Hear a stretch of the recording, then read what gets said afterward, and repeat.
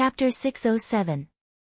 After imparting the secret skill of the visual technique to Suzumo, the red-headed ghost reminded, although you have the illumination stone, you have to be careful when you cultivate.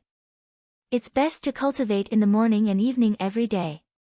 If you cultivate in the afternoon when the power of the sun is at its peak, your eyes won't be able to withstand it at all. You have to do it step by step. Suzumo memorized everything. He could not be careless about such matters, or it would be too late for regrets if he were to go blind. A moment later, Suzumo stood up and headed to the front yard after making sure that he did not miss anything. The little fox stood not far away, dozing off with misty eyes. "Go on," Suzumo rubbed the little fox's forehead and chuckled. The little fox was a demon, and on this day of the month, she would come to the backyard to ask the red-headed ghost for a bowl of spirit water to drink. However, she was initially extremely resistant and shivered in fright, refusing to comply no matter what. It was only when Suzumo carried her and sent her over personally that she gradually got used to it. After 5 years, what puzzled Suzumo was that although the little fox had already formed the core, she was still unable to take on human form or speak. Suzumo merely thought that it was a unique inheritance of the fox race and did not think too much about it. When the little fox saw Suzumo return to the front yard, it ran to the red-headed ghost and cupped its tiny paws, bowing to the red-headed ghost solemnly. It actually spoke in human language, "Greetings, Senior." The little fox's voice was pleasant and coquettish. Any male living being who heard it would most likely be distracted and have random thoughts. However, the red-headed ghost was extremely calm and merely nodded. "Why are you unwilling to take on human form?" the red-headed ghost asked with a fake smile. The little fox lowered her head and a blush appeared on her cheeks. When the red-headed ghost saw that, he could not help but burst into laughter and teased, "Little thing, you must be in love, right?" The little fox was even more embarrassed and shook her head hurriedly like a rattledrum. The red-headed ghost laughed for a moment before retracting his smile. "You're thinking that he won't chase you away only if you maintain this appearance?" The little fox lowered its head and didn't say anything, which could be considered a tacit agreement. Of course, this was only one of the reasons. On the other hand, the little fox knew very well that if she were to take human form, she and Suzumo would no longer be as close as before. The human race emphasized that men and women should not touch each other, so there would be a barrier between them. Now, she could easily crawl into Suzumo's arms, roll around, and sleep soundly, act coquettishly, and do whatever she wanted. The red-headed ghost pouted his lips and said indignantly, "This lad joined the Buddhist monasteries and shaved his head to become a monk. To think that he would have such luck with women. Even I didn't have such treatment back then." Suzumo returned to the front yard and sat on the ground, gazing at the scorching sun that was slowly rising in the distance. At this time, the sun had just risen, and the light was not too bright yet. He had to seize the time to cultivate. Taking a deep breath of air, Suzumo channeled the Sutra of Illumination Eye in his mind and stared at the scorching sun on the horizon with his right eye. As time passed by, it seemed as though a ray of light was being injected into his right eye. Gradually, his right eye was covered by white. The white pupil looked strange and indescribable. It emitted a faint light and was continuously absorbing the sunlight to refine it. The temperature in his right eye was gradually rising. Although it was painful, it was still bearable. Suzumo could clearly sense that his right eye seemed to have fused with the illumination stone. As the light was injected into the illumination stone, its unyielding power became much gentler. The damage to his right eye was reduced to the lowest as well. From this day forth, apart from cultivating the mystic classic of the 12 demon kings of the great wilderness at night, Suzumo would cultivate this visual technique every morning and evening. There was no activity within his dantian the entire time. However, Suzumo did not give up and chose to spend most of the day in the sutra chamber to browse through the ancient books left behind by the 2 ancient monasteries. The many ancient books in the sutra chamber were way too precious. How frightening was the foundation of the 2 supersets. Not only were there many secret skills and spirit arts, there were also weapon refinement, elixir refinement, talisman creation, ancient formation techniques and many other things that had been lost for a long time. For example, in one of the secret books on formations, there was a record of something called the ancient god forbidding formation. It was said that when that formation was set up, Jining Jinjuan's essence spirit would be shackled and he would not be able to use dermic powers at all. There were many other secret skills and ancient techniques similar to that. However, Su Zimo's cultivation realm was not high enough and he could not comprehend many of them. The days passed by one after another. In the blink of an eye, another 5 years passed. Su Zimo had already stayed at the bottom of the Dragon Burial Valley for 10 years. Evening. Su Zimo sat on the ground with the Mingwang prayer beads in his hands and gazed at the setting sun in the west. Shrouded in the sunset glow, his dharma was dignified and he resembled a Buddha with a scarlet glow. His right eye shone with a blazing brilliance that could not be looked at directly. After 10 years, Su Zimo's dantian was still empty like a black hole without a single bit of spirit chi. However, there was no hint of disappointment on his face or in his eyes. After 10 years of chanting sutras and paying respects to Buddha, Su Zimo had an additional serene aura. He was neither sad nor joyful, indifferent to favor or disgrace and was close to Zen. That was the embodiment of the profoundness of Buddhism. Possessing the Saraka flower was equivalent to possessing the root of wisdom. Su Zimo's attainments in Buddhism deepened day by day. Backyard of the old temple. The old monk stood on the stone steps and the red-headed ghost sat in the cemetery, facing each other. Old bald monk, I don't think there's anything happening in that lad's dantian. I reckon that there's no hope for him to cultivate once more, the red-headed ghost said. His dantian is shattered and his foundation is destroyed. How difficult is it to rebuild his foundation? Throughout history, there have been countless paragons and monster incarnates but none of them succeeded. The old monk sighed gently. Chapter 608. It was already late. The red-headed ghost asked with a frown, what's his descendant doing here? To borrow the mystic Dharmic Lotus Sutra, the old monk replied. The red-headed ghost sneered, so, he's eyeing the #1 secret classic of core formation. No wonder he came all the way here. The old monk replied, it's just a sutra. If his descendant wants to take a look, he can browse through all the sutras in the sutra chamber.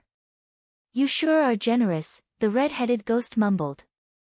Right then, Su Zimo arrived at the backyard and was prepared to head to the red-headed ghost's place for a bowl of spirit water.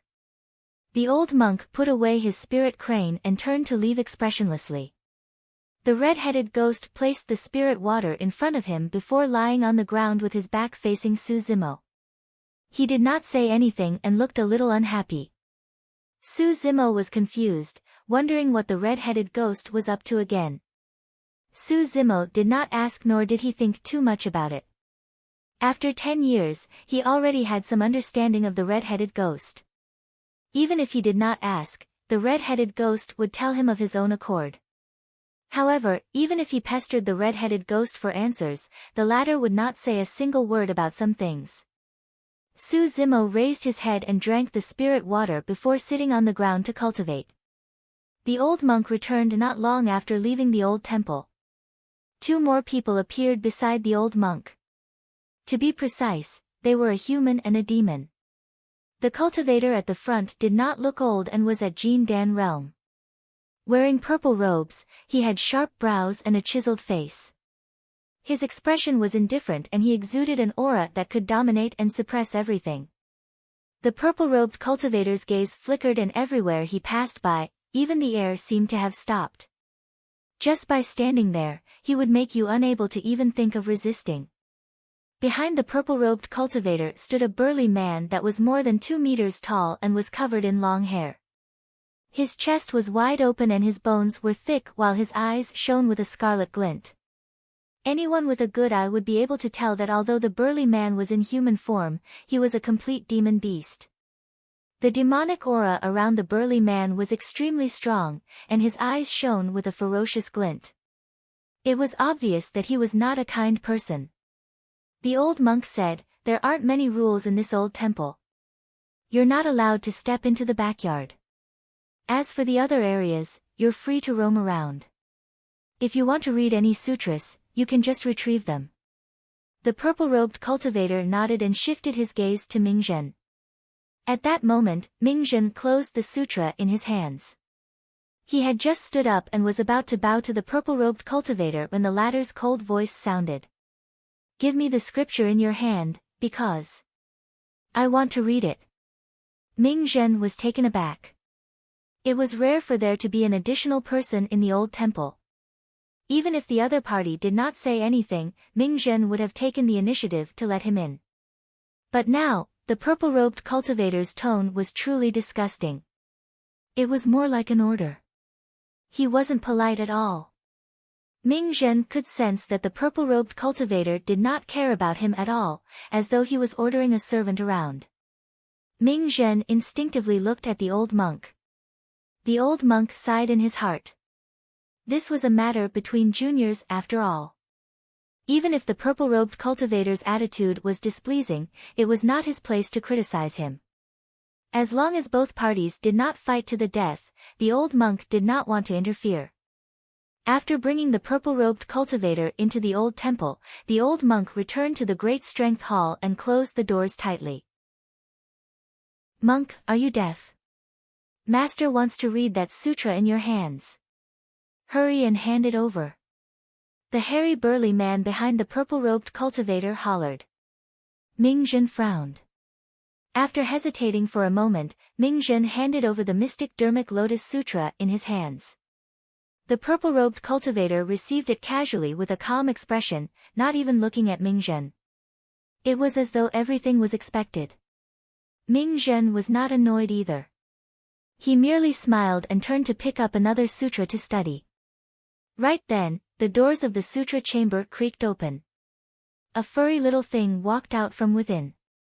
It was covered in fiery red fur, as though it was covered in flames. It was the little fox that had just woken up.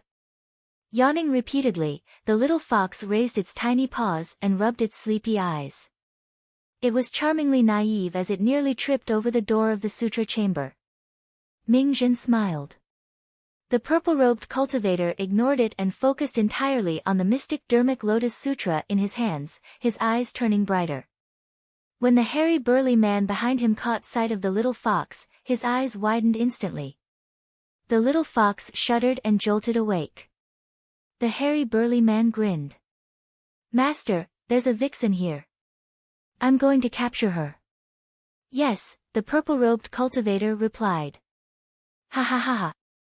The hairy burly man's eyes shone with a lustful glint as he closed in on the little fox and grinned. "Little thing, where are you trying to hide?" The hairy burly man was even more excited when he saw the little fox that was retreating in fear. Swash! Right then, the hairy burly man felt his vision blur and another person appeared. Mingzhen placed his palms together and said in a deep voice, "Patron, please stop." The hairy burly man was in the midst of his lust and had evil thoughts.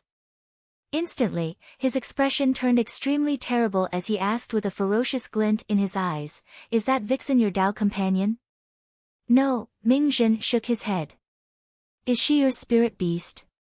The hairy burly man asked again. "No," Mingzhen shook his head. The hairy burly man was like an iron tower as he looked down at Mingzhen with a domineering aura. Smirking, he said, "Then why aren't you getting lost?" "No." This time round, Mingzhen did not retreat and his tone was resolute and unquestionable. "Monk, how dare you try to stop me if you're so capable?" The hairy burly man reached out with his massive palm and his fingertips shone with a cold glint as he grabbed towards Mingzhen's head. If he managed to grab it, 5 bloody holes would appear on Mingzhen's head immediately.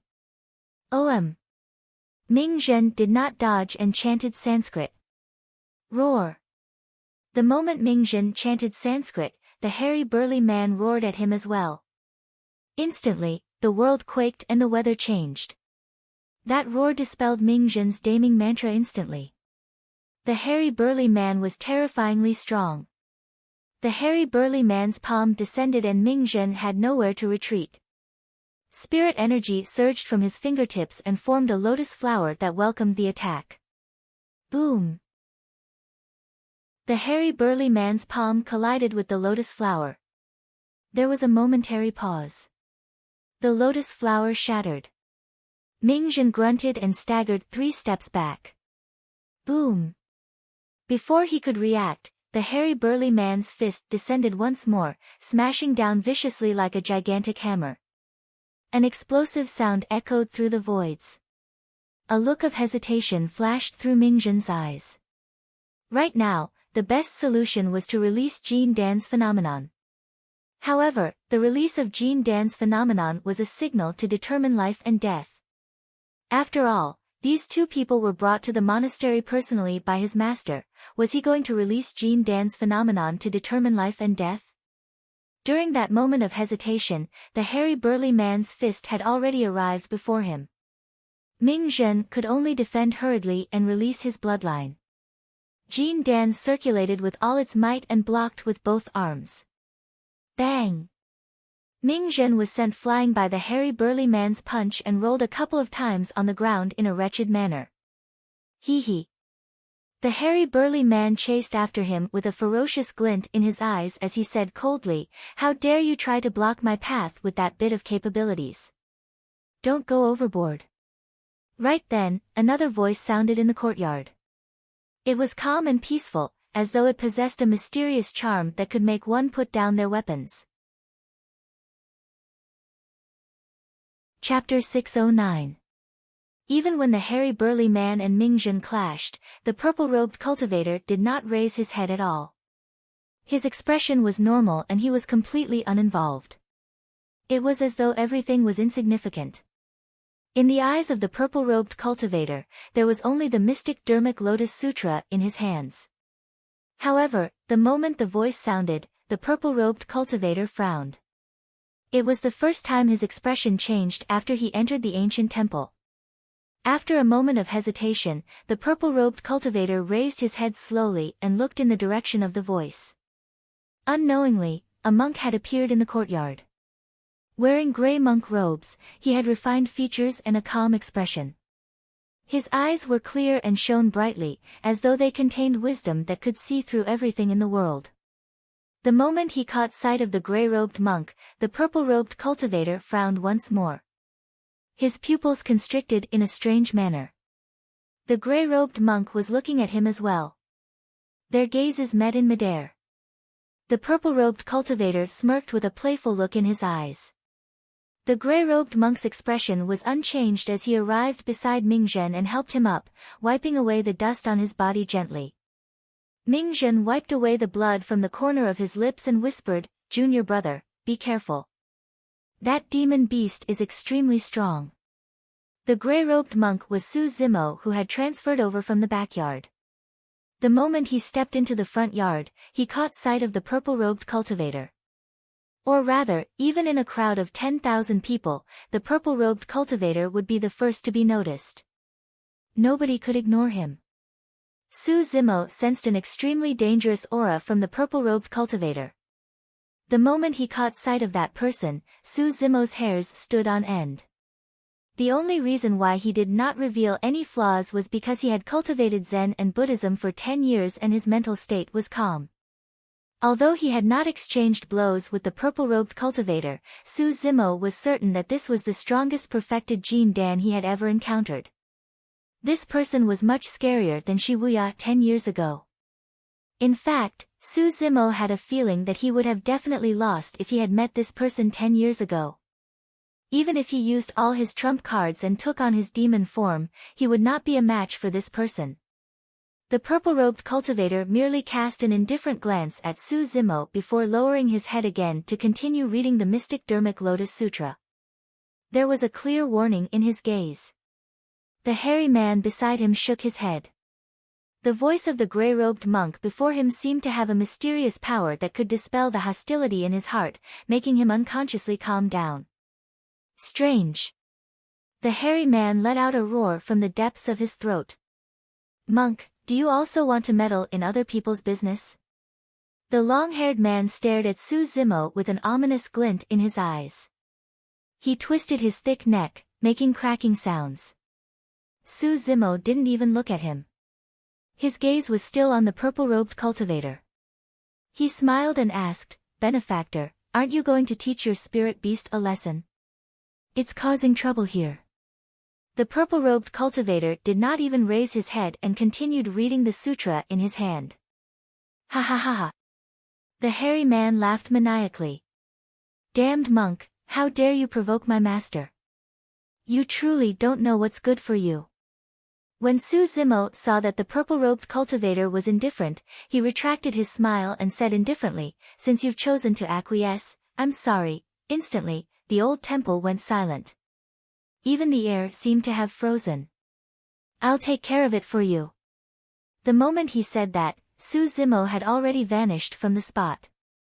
The moment he said that, Su Zimo arrived before the hairy man and stomped heavily on the ground. With a bang, the entire world shook. Even Ming Zhen, who was not involved in this matter, felt his legs go weak, and his entire body trembled uncontrollably, let alone the hairy man who was directly opposite him. The little fox was even worse off and its frail body bounced up from the ground. The hairy man's expression changed in shock. It was way too fierce. Earlier on, he was a calm and smiling monk. In the blink of an eye, he seemed to have transformed into an ancient demon that wanted to devour people. A fierce aura surged toward them. The hairy man felt his chest tighten and he could no longer breathe. The monk looked much shorter than him. However, in terms of aura, it was as though the monk was trampling him beneath his feet. He said that he would take care of it for him. Su Zimo reached out with his gigantic palm. His flesh expanded and covered the skies as he descended from the skies with a tragic aura, as though he wanted to suppress all living beings within his palm. Although there was no spirit energy, that hand seal was the starting stance of the demon subduing seal. It had a natural suppression against demon beasts. Ah! The hairy man roared and his blood chi rumbled as he bared his sharp fangs and claws. Extending a pair of muscular arms, he crossed them and resisted. Boom! There was a deafening sound. Chi currents surged between the two of them. The moment they made contact, the hairy man's expression changed starkly as he felt an unbearable pain in his arms that felt as though they were about to snap. Even though Su Zimo was only using a single hand, the hairy burly man could feel a shocking power surging over like a tidal wave. It was impossible to defend against it. You! At that moment, Su Zimo had only just said the fourth word. The hairy man's inner core churned wildly and demonic chi burst forth. His tendons and bones rang together and his hair grew furiously. His flesh expanded and his body changed rapidly, revealing a menacing face. Unable to hold on any longer, the hairy man reacted extremely quickly and revealed his true form right away. Although demon beasts could take on human form after forming a core, they could only unleash their true strength when they reverted to their true form. Their combat strength would increase by at least 30%. It's a Tao Wu. When Ming Zhen saw the hairy man's true form, his expression changed and he exclaimed. A Tao Wu, one of the primordial ferocious beasts. There were many types of demon beasts and most of them had bloodlines as their kings. Among them, pure-blooded ferocious beasts were the strongest. However, there were differences in strength among pure-blooded ferocious beasts as well. The Tao Wu was the strongest and most terrifying pure-blooded ferocious beasts with immense strength. In the primordial era, it roamed Tianhuang mainland fearlessly and was extremely ferocious. At this stage, the Tao Wu's true form was at least dozens of feet tall. But now, against Su Zimo's heaven-encompassing palm, the Tao Wu's body seemed to be suppressed by Mount Meru and could not grow at all before it was 10 feet tall. The Tao Wu finally panicked. It realized that the difference between the two of them was way too great. Even if it reverted to its true form, it could not fight against the monk before it. Care. Su Zimo's final word was spoken. Snap. Against the suppression of the terrifying power, the Tao Wu's arms were snapped by Su Zimo's palm. Su Zimo's palm landed on the Tao Wu's head and pressed down viciously. Boom! Su Zimo pressed down on the Tao Wu's head and pressed it into the ground. Instantly, a huge pit was created where it was and blood splattered everywhere. The Tao Wu's face was badly mangled. "I'll take care of it for you." Although the entire process seemed slow from the moment Su Zimo attacked to the moment the Tao Wu's head was pressed into the ground, in reality, it only took a single sentence. By the time Su Zimo's final word was spoken, the Tao Wu had already fainted. 10 years of dormancy. Su Zimo cultivated Buddhism wholeheartedly and his malevolent aura had lessened significantly. His mental state had also become much calmer. That was the reason why he did not attack directly when he saw the Tao Wu bullying the little fox and injuring Ming Zhen. However, he was Su Zimo after all. He was decisive to kill. Since he was going to attack, he would not hesitate. He would suppress you with a thunderous might and you would not be able to resist. He was a peerlessly sharp saber. The moment it was unsheathed, it could pierce a hole in the firmaments. Chapter 610. It's not dead yet. Pressing the Tao Wu's head into the ground, Su Zimo could not help but frown when he sensed the life force within the Tao Wu's body. This ferocious beast was indeed frightening. Apart from its immense strength, its body was frighteningly tough as well. Even though its face was deformed from the impact, it was not dead yet. Su Zimo remained silent and channeled strength in his fingers, wanting to crush the Tao Wu's head. All of a sudden, Su Zimo felt a sense of danger. He sensed an extremely dangerous aura. Instinctively, Su Zimo raised his head. Not far away, the purple-robed cultivator had already raised his head and was glaring fixedly at Su Zimo. His expression was cold and his gaze was chilling. The purple-robed cultivator did not move at all. With one hand behind his back and the other holding the mystic Dharmic Lotus Sutra, he did not seem like he had any intention of attacking. However, Su Zimo felt chills run down his spine. The purple-robed cultivator's pupils were constricting. Constricting one's pupils was the most natural reaction. No matter what race one was from, their pupils would constrict when they were agitated, frightened or displayed strong hostility. However, a normal constriction would start from a round hole and gradually shrink until it was the size of a needle's eye. However, the purple-robed cultivator's pupils were like full moons that were being devoured gradually. The entire process was akin to a lunar eclipse. Eventually, 2 crescent moons were reflected in the purple-robed cultivator's eyes in a frightening manner. Ming Zhen's expression changed starkly when he saw those eyes. Instantly, 2 words appeared in Su Zimo's mind: lunar eclipse eye. Lunar eclipse eye was one of the most infamous visual techniques in the cultivation world and could be traced back to the primordial era.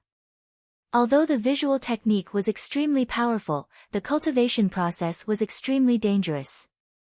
Throughout history, there were extremely few people who could cultivate it successfully, less than 1 in 10,000 people. Most of them ended up cultivating it until they were blind.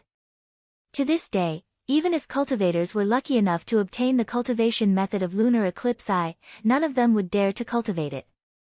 To think that the purple-robed cultivator would have managed to cultivate that visual technique.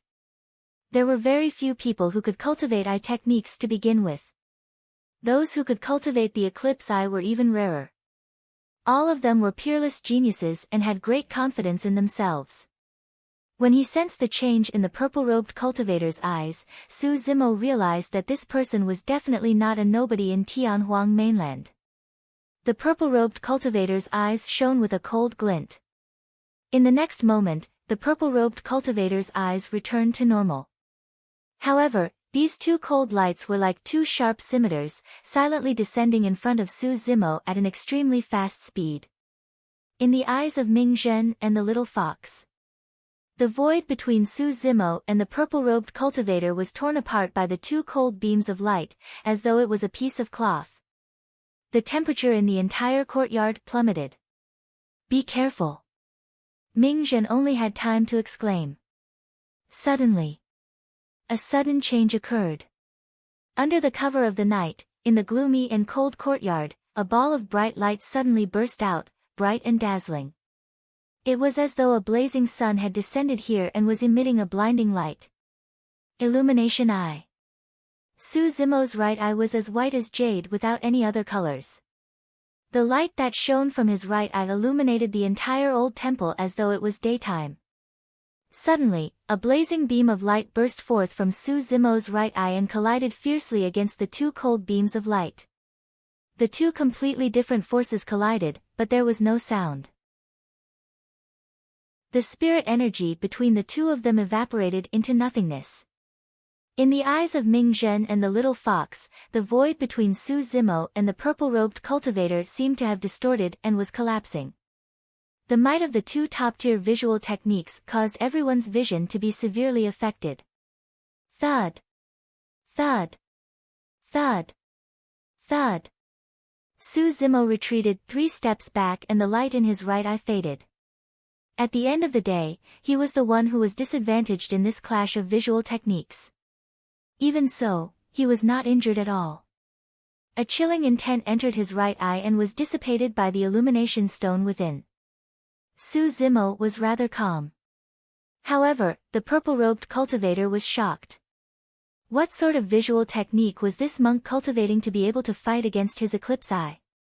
After all, he had been cultivating the eclipse eye for over 100 years. How old was this gray-robed monk before him? He did not look like he was in his 40s.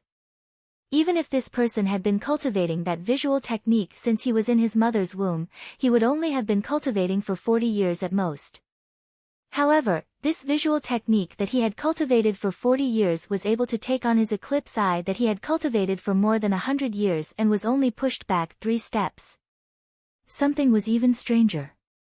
He could not sense any spirit energy fluctuation from the gray-robed monk's body. What was the background of this gray-robed monk? The light in the purple-robed cultivator's eyes intensified, as though he was excited to see a prey. In a flash, the purple-robed cultivator had already arrived before Su Zimo. It was too fast. That burst of speed had even surpassed the limits of Su Zimo's vision. So strong. Without time to think, Su Zimo took a deep breath of air and chanted Sanskrit. Om. The voids trembled and reverberated through the world. The purple-robed cultivator paused for a moment and his ears twitched, leaning towards his face in a strange manner. It was equivalent to blocking out all sounds from the outside world. It reduced the influence of the damning mantra to its lowest.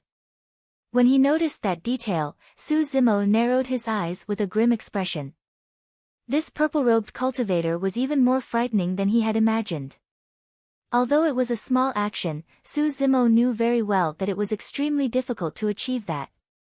This was a manifestation of extreme control over every single inch of his muscles. Splash! The purple-robed cultivator's bloodline rumbled and let out the sound of a tsunami. Tsunami blood. The purple-robed cultivator had also cultivated to the tsunami blood realm. At that moment, Su Zimo's mental state calmed down instead. When he saw how the purple-robed cultivator could control his ears at will, he had already guessed that there was a high chance that this person had cultivated to the tsunami blood realm. The purple-robed cultivator had a domineering aura and swung his arm like a steel whip, smashing down from the skies towards Su Zimo's head. An evil wind howled. The air was filled with a tragic aura. Splash! The sound of a tsunami rumbled from Su Zimo's body as well.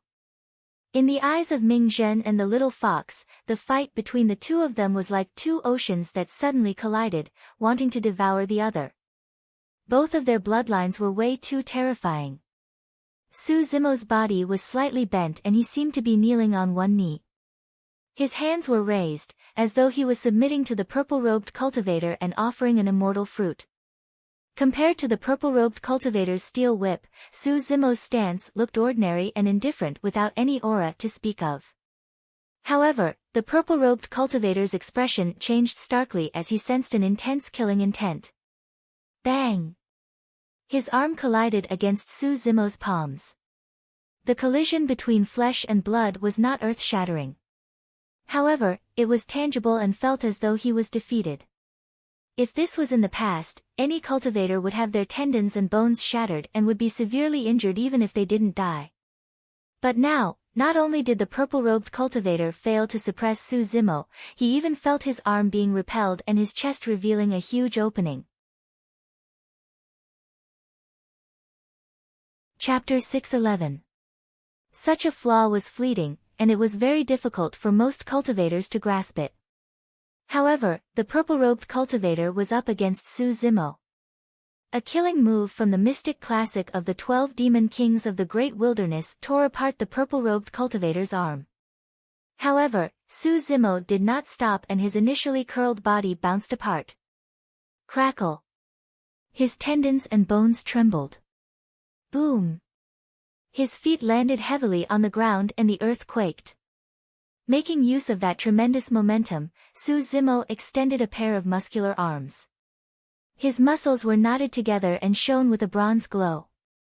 Spreading his fingers, he grabbed towards the purple-robed cultivator's shoulders.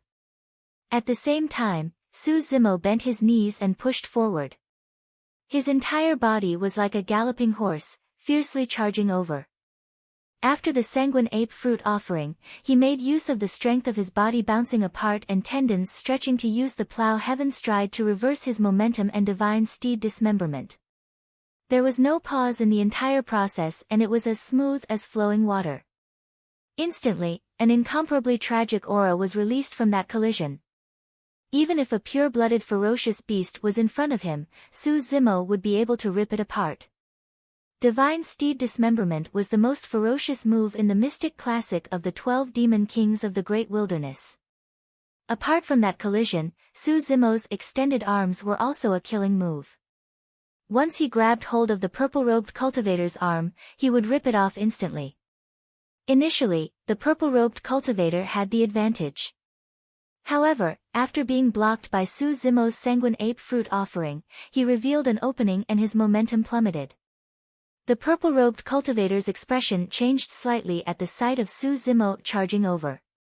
He gripped his fists and the knuckles of his middle finger protruded slightly as he punched towards Suzumo's palms. At the same time, the purple-robed cultivator leaned backward and raised his leg to block Suzumo's knee. Piak! Piak! Both of their fists and palms collided and shuddered. Bang!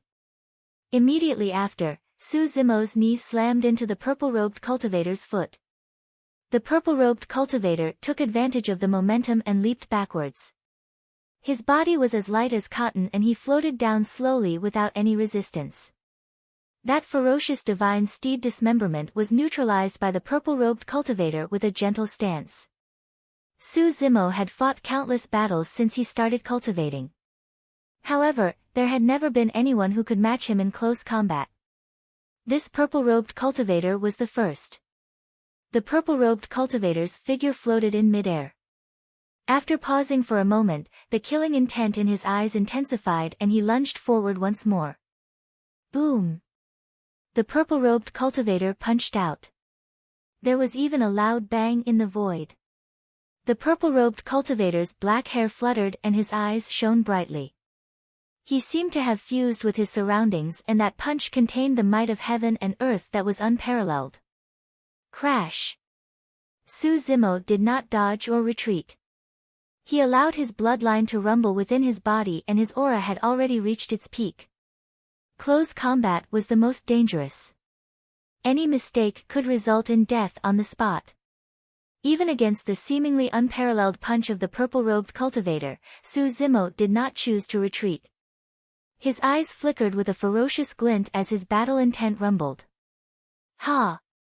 Exhaling, Suzumo took a step forward against the immense pressure and swung his arm. Green veins popped out and the flesh on his fist expanded by an entire size. That punch was like a gigantic greenish-black seal that descended from the heavens. Both of their gazes were incomparably resolute and unshakable. Boom! The two fists collided. The entire void seemed to have frozen. Ming Zhen and the little fox heard a series of shuddering noises in their ears. Both of their fists were fractured. Both of them were injured. The purple-robed cultivator narrowed his eyes with rage. All these years, no cultivator of the same cultivation realm had been able to injure him.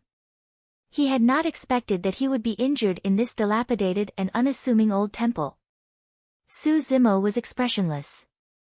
He did not have the extravagant hopes of suppressing the purple-robed cultivator with that punch. After that punch, Su Zimo's palm suddenly went limp, as though it had no strength at all.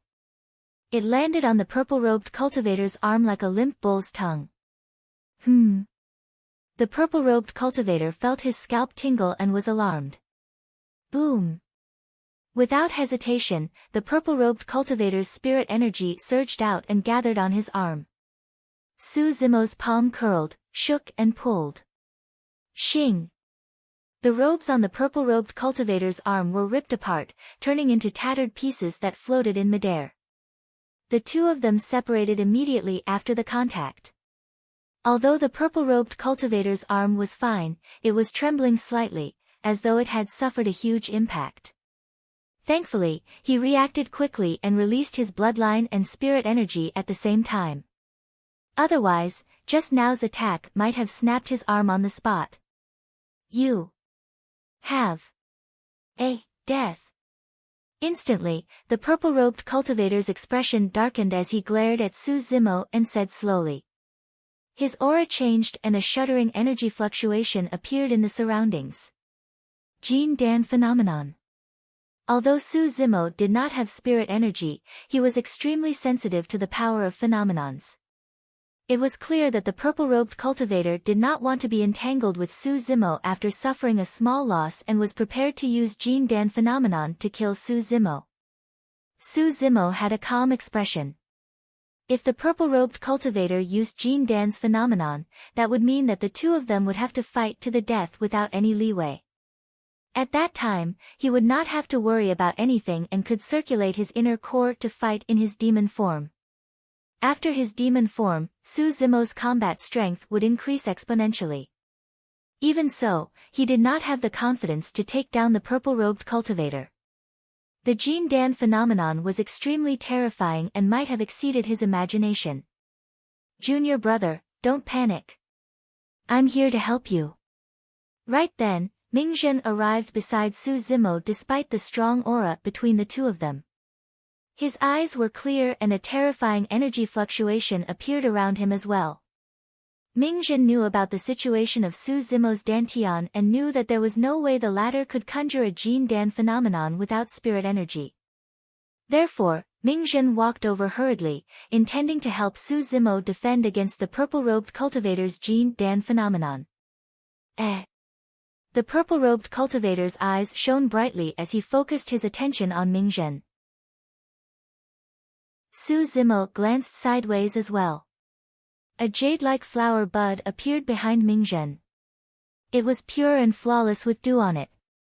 The flower bud swayed gently, emitting a mysterious glow that chased away the darkness, as though it could cleanse all evil in the world. The green flower bud was ready to bloom at any moment. World-cleansing Qinglian. To think that the legendary lost world-cleansing Qinglian would appear at the bottom of the Dragon Burial Valley on the body of this unassuming novice monk. Before the world-cleansing Qinglian was lost, it was ranked extremely high on the Jin Dan phenomenon ranking. The eternal Qinglian swayed with life and cleansed the world of evil, it could enter the top 10 of the phenomenon ranking. In fact, Ming Zhen was not weak in terms of his cultivation realm, the many spirit spells and secret skills he had mastered, or in terms of strength. In fact, he was stronger than most of the paragons that Su Zimo had seen. However, what Ming Zhen lacked was the experience of fighting to the death with strong opponents. He cultivated at the bottom of the valley all year round and was isolated from the world. How could he have the experience of fighting with others, let alone life and death experiences? The combat strength of a cultivator was often mentioned. In reality, it did not refer to the strength of the cultivator, but the strength that the cultivator could unleash. Even if one had full strength and could only unleash 30% of it, that person's combat strength would only be 30%. In reality, Mingzhen's strength was enough to suppress the Tao Wu. However, when he fought against the Tao Wu, he was injured by the latter instead. That was the reason. Chapter 612. Amitabha. Accompanied by a Buddhist proclamation, the doors of the hall were pushed open and an old monk walked out. His brows were long and hung on both sides of his face. His eyes were cloudy as he said softly, "Mingzhen, you're a guest from afar. Disperse the phenomenon." Mingzhen nodded. The ferocious glint in Su Zimo's eyes gradually faded as well. Since the old monk was here, the two of them could not fight anymore. The old monk's gaze shifted to the purple-robed cultivator. "Patron, although you're a guest, you've got to follow the rules. You can read the sutras, but if you want to fight here, please leave." His words were neither harsh nor light. In other words, he was warning the purple-robed cultivator to behave himself. Given the old monk's seniority, there was naturally no way he would attack the purple-robed cultivator. However, if the purple-robed cultivator went overboard, the old monk would not mind inviting him out. The purple-robed cultivator sneered, "Reverend, it's fine if you want to protect your two disciples. However, I'd like to ask, can you protect them for the rest of their lives? This man injured my spirit beast." The purple-robed cultivator's expression turned cold as he pointed to Su Zimo, who was not far away, and said coldly, "You can protect him today, but let me give you a piece of advice. It's best if you don't let him out of the valley. It's best if he hides at the bottom of the Dragon Burial Valley for the rest of his life. If I bump into him outside, I'll have his head." The fact that the purple-robed cultivator could say something like that against the old monk was proof of his confidence. The old monk remained silent. Mingzhen could not help but retort, "Your spirit beast was the one who provoked and wanted to take little Fox away. You're clearly the one in the wrong, so how can you be so righteous? You're being unreasonable. You want to be reasonable." The purple-robed cultivator sneered once more. "Little monk, your ignorant look is truly interesting. The world outside is one where the strong prey on the weak. If you're not strong enough, you deserve to be killed. That's the simplest logic." Mingzhen did not understand that statement, but Su Zimo did. Strictly speaking, the cultivation world was that cruel. Given Mingzhen's current state, he would not be able to live for long the moment he left the Dragon Burial Valley, no matter how capable he was. "Oh, right." The purple-robed cultivator seemed to have thought of something as he stared at Su Zimo. He smiled and said, "In another 10 years, the intermediate ancient battlefield will open. You must not go there. Otherwise, you will definitely die in there." Su Zimo's expression remained the same. He did not care about the purple-robed cultivator's threat at all. Right now, even if he were to fight in his demon form, he did not have the confidence of suppressing the purple-robed cultivator. But 10 years later, Su Zimo believed that he would become even more terrifying. He lay dormant for 20 years. The moment he emerged from the bottom of the Dragon Burial Valley, he believed that no one would be able to stop him. Not even this purple-robed cultivator. Due to the old monk's appearance, the purple-robed cultivator and Su Zimo no longer had any enmity towards each other, but there was no more conflict. The purple-robed cultivator had a lot of elixirs on him. In just a few days, he had saved Bai Hen, whose life was hanging by a thread. Tao Wu, who was slightly sober, looked at Su Zimo with a different expression. There was a hint of avoidance and fear in his eyes. For the next month, the purple-robed cultivator did not leave. He merely read the mystic Dharmic Lotus Sutra day and night. A month later, the purple-robed cultivator stood up and left the old temple with Tao Wu. At the same time, the old monk looked for Su Zimo. The old monk went straight to the point and asked, "Do you intend to enter the ancient battlefield 10 years later?" "Yes," Su Zimo nodded and did not hide anything. Given his cultivation, this was the best way to leave the north region while bringing his brother, Su Hong, with him. The old monk said, "All right, 10 years later, I'll make a move and open up a spatial node of the ancient battlefield to send you and Mingzhen in. The spatial node of the elementary ancient battlefield required the combined efforts of 5 void reversions. The space in the intermediate ancient battlefield was even more stable. If one wanted to open up the spatial node above, they would require even more strength. The Dharma Dao Jun had to be at the very least. Senior brother Mingzhen, frowning, Su Zimo wanted to say something but stopped. Mingzhen's strength was not weak, but his combat skills and experience were way too lacking. A place like the ancient battlefield was filled with all sorts of killing and bloodshed. It was even crueler than the cultivation world outside. There was a high chance that Mingzhen would die in the ancient battlefield. The old monk could tell that Su Zimo was worried and said, "That's why I wanted to ask you to help him. There's still 10 years left. Think of a way for him to grow as quickly as possible." Suddenly, Su Zimo recalled the scene of Dai Yu tossing him into Tsang Lang mountain range and could not help but smile. "Simple," Su Zimo said, "toss him into the depths of the palace and try your best to fight against the otherworldly soldiers without releasing Jin Dan's phenomenon." If he wanted to truly grow, he had to experience life and death. The two of them chatted for a while before the old monk reminded, "If you meet that purple-robed cultivator in the ancient battlefield, you have to be careful. Try your best to avoid him." Su Zimo frowned slightly and could not help but ask, "Who is that person?" "He's the #1 paragon of Chaos Essence sect and is invincible among his peers."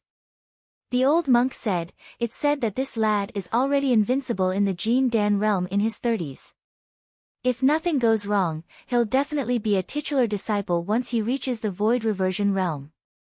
"What's his name?" Su Zimo asked again. "Diyin," the old monk replied. Su Zimo frowned. That name was a little strange and he seemed to have heard it somewhere before. After pondering for a moment, Su Zimo's eyes shone brightly as he said word by word, "The #1 perfected being of Tianhuang mainland who cultivated Chaos Ocean, Diyin." "That's right," the old monk nodded. Indeed, this lad made use of Chaos Ocean to defeat all his opponents in the ancient battlefield 100 years ago and ascended to the top of the phenomenon ranking. It was no wonder. Su Zimo heaved a long sigh of relief. It was no wonder why this person could fight him to that extent in melee combat. So, this person was the #1 perfected being of Tianhuang mainland who cultivated the Jin Dan phenomenon of the human emperor's inheritance and Chaos Ocean. Su Zimo was puzzled and asked again, "Since this person is already the top of the previous phenomenon ranking, why is he still participating in the ancient battlefield 10 years later?" At that point, Diyin was only slightly more than 130 years old. The old monk explained, "For the lifespan of Jin Dan realm cultivators of 500 years, 100 years is still considered young. As long as one's age is sufficient and the time is right, they can enter the ancient battlefield. After all, there are way too many treasures and opportunities inside and they were all passed down from the ancient era." Pondering for a moment, Su Zimo asked again, "This person was the #1 of the phenomenon ranking 100 years ago. Even after 100 years, his cultivation realm is still at the Jin Dan realm? That's why this lad is terrifying." The old monk said, "It's nothing much to break through continuously. Only by being able to stop in time at a certain juncture and consolidate one's past can one truly consolidate one's foundation and reach the realm of being one with the universe. 100 years ago, this lad was the #1 perfected being of Tianhuang mainland. 100 years later, there's probably no one who's a match for him. You have to be careful if you meet him again." Chapter 613. The bottom of the Dragon Burial Valley was isolated from the rest of the world. The sun rose and set and the old temple sat there quietly, far away from the hustle and bustle of the world. It did not seem any different from before. The only difference was that there was an additional young monk with delicate features. There was also an obedient and smart little fox. Every morning, the young monk would gaze at the rising sun. In the evening, he would gaze at the setting sun on the horizon once more. It was the same every day without a single break. The young monk's eyes turned brighter. Of course, most of the time during the day, the young monk would choose to read sutras in the sutra chamber and comprehend Zen. Under the green lamp, beside the ancient Buddha, the young monk sat on a praying mat with a sutra in his hands. He had a calm expression and his mind was at peace. Beside him, there was a fiery red little fox squatting there. It was quiet and did not move an inch. At night, the young monk would head to the backyard of the old temple once more. In the eerie mausoleum, the roars of dragons, tigers, and thousands of beasts would resound. It would only gradually die down when the sun rose. The cycle repeated, day after day, year after year. In the blink of an eye, 20 years passed. Time did not seem to have left any marks on the monk's face. However, the young monk's dantian was still empty without a single trace of spirit energy. After so many years, the young monk no longer cultivated on purpose. He chanted sutras daily and strolled leisurely. However, as time passed by, a unique aura appeared on the young monk. It was indescribable. The young monk seemed to have reached a realm of returning to simplicity. At first glance, this was the most ordinary monk. However, upon closer inspection, one would not be able to see through him, as though he was a mystery. Yet another night passed. In the backyard of the old temple, cemetery. The morning sun had just risen and the young monk opened his eyes slowly. Tidying his robes, he bowed deeply to the red-haired burly man not far away. Thank you for your kindness for the past 20 years. Naturally, the young monk was Su Zimo. After so many years, this was the first time Su Zimo spoke to the red-headed ghost and thanked him in such a formal manner. As though he sensed something, the red-headed ghost raised his brow and asked, "You're leaving?" Yes, Su Zimo nodded. Yes, the red-headed ghost answered absent-mindedly. It was only when Su Zimo's figure was about to disappear from the backyard that the red-headed ghost's voice sounded once more, "Be careful outside." Su Zimo felt warmth in his heart and nodded. It was still early. Ming Zhen was still asleep. The door of the main hall was tightly shut and the old monk did not come out. Su Zimo decided to wait outside. At this moment, his ears twitched, and he faintly heard intermittent calls. "Duh. Shang. Duh, monk." The voice came from outside the old temple, above the dragon burial valley. The only person who could say that was Demoness Ji. For some reason, Su Zimo suddenly felt a little flustered, as if he had a premonition that something big was about to happen. After 20 years of practicing Zen and worshipping Buddha, such emotional fluctuations had almost never appeared in him.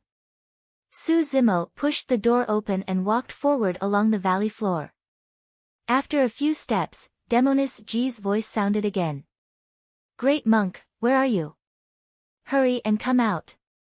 Mr. Su is not going to make it." Su Zimo's footsteps gradually came to a stop. He froze on the spot with a dazed gaze. His mouth was slightly agape as a single sentence echoed in his mind, "Mr. Su is not going to make it." First. Su Zimo's lips quivered. For the past 20 years, although Mr. Su was in the capital, he was always concerned about the citizens of Yan country. He was truly a good king. Worry led to illness. Not to mention ordinary mortals, even cultivators would have their lifespan greatly reduced and suffer from qigong deviation if they kept worrying for a few decades. "Great monk, I don't know if you're listening." Demoness Ji's voice sounded once more. "For the past few years, my sister and I have searched for many spirit materials in the cultivation world. However, none of them are of any use and Mr. Su's health is deteriorating day by day. For the past few months, Mr. Su has been talking in his dreams and calling out for you in Xiaoning." When I heard it, it was truly, Demoness Ji choked and could no longer continue. Su Zimo hugged his head with both hands and curled his body. He could no longer control himself and burst into tears. Unknowingly, Ming Zhen and the little fox had arrived beside him. Looking at Su Zimo, the little fox's heart ached. She leaned over and rubbed her head against his ankle gently, consoling him with a whimper. Ming Zhen lowered his head in silence as well, chanting a Buddhist proclamation internally.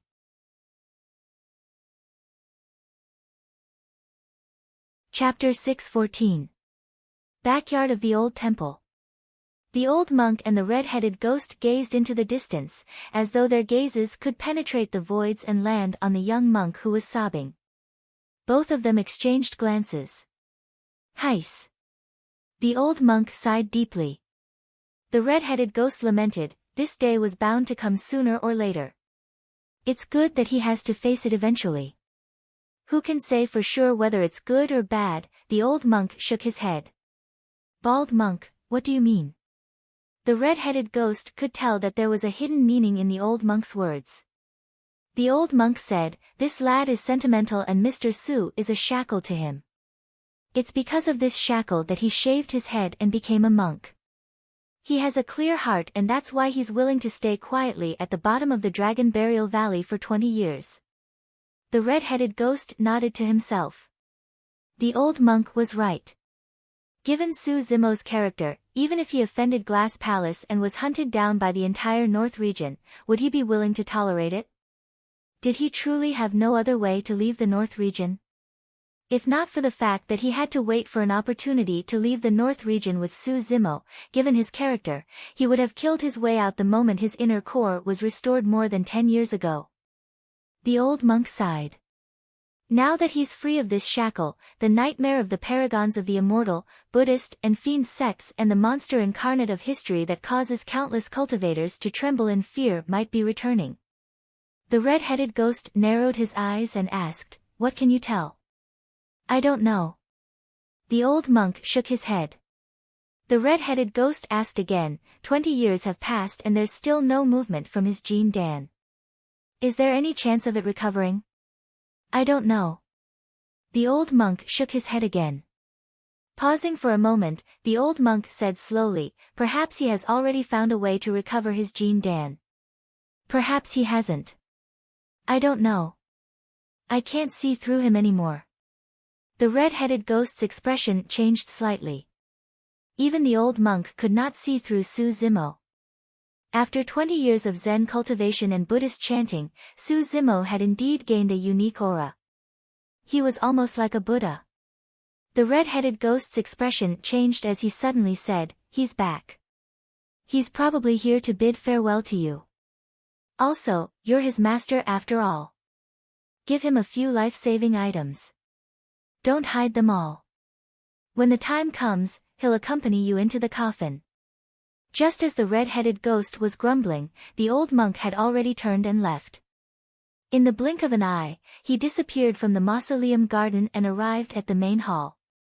Not long after, Su Zimo pushed the door open and entered. His emotions seemed to have stabilized, but the sorrow in the depths of his eyes was still difficult to resolve. Su Zimo walked straight into the main hall and knelt down in the direction of the old monk. He kowtowed 3 times and said in a low voice, Master, I'm leaving. Go. The old monk did not urge him to stay. He knew that it would be futile even if he tried to persuade them to stay. The old monk extended his palm and handed over 2 extremely old talismans. These are 2 teleportation talismans. One is a lesser teleportation talisman and the other is a major teleportation talisman. I won't say much about the lesser teleportation talisman.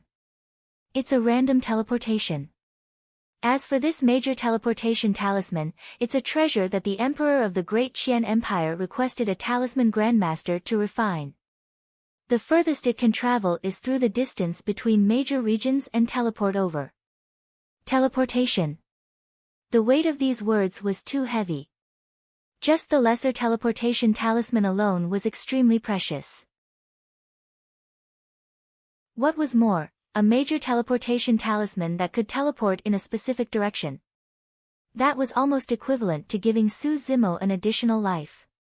Su Zimo received it with both hands and placed it in his storage bag. Just as he was about to turn and leave, the old monk suddenly called out to him.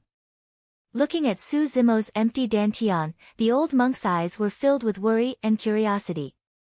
After a moment of hesitation, he asked, "Your Jin Dan?" Suzumo remained silent. A moment later, he said softly, "Actually, the secret to recovering Jin Dan lies in the Siraka flower." Siraka flower? The old monk was slightly stunned. Although the Siraka flower was something from the old temple, it was something that the red-robed woman snatched away many years ago and left in Suzumo's dantian. Suzumo said, "In an ancient sutra in the sutra chamber, there's a legend that the Siraka tree is one of the 3 sacred trees of the Buddhist monasteries. The Buddha who founded the Buddhist Tao was born under this Siraka tree." "I've heard of that legend before." Suddenly, the old monk paused. A thought flashed through his mind. He finally understood that the relationship between Jin Dan and the Siraka flower was restored. In reality, the legend of the Buddhist monasteries recorded another power apart from flames that the Siraka flower possessed. The power of life. The birth of life. From nothing to something. The Siraka flower witnessed the birth of the Buddha. Suzumo's dantian shattered and his Jin Dan was destroyed. The power of his Jin Dan did not vanish. Instead, it was absorbed by the Siraka flower in the depths of his dantian. For 20 years.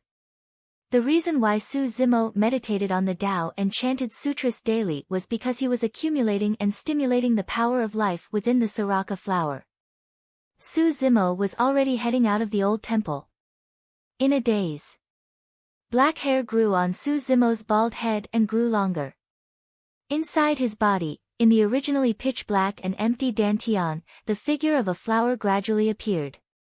Above the flower, there was a fruit that was growing at a speed visible to the naked eye. It was golden, round and shone in a bedazzling manner. That fruit was Suzumo's brand new Jin Dan. Spirit energy rumbled in his dantian and surged even more violently. It was as though it was about to form a storm within his body. Suzumo's aura was growing stronger endlessly. With every step he took, the spirit energy in his dantian would increase. It was getting stronger. Boom!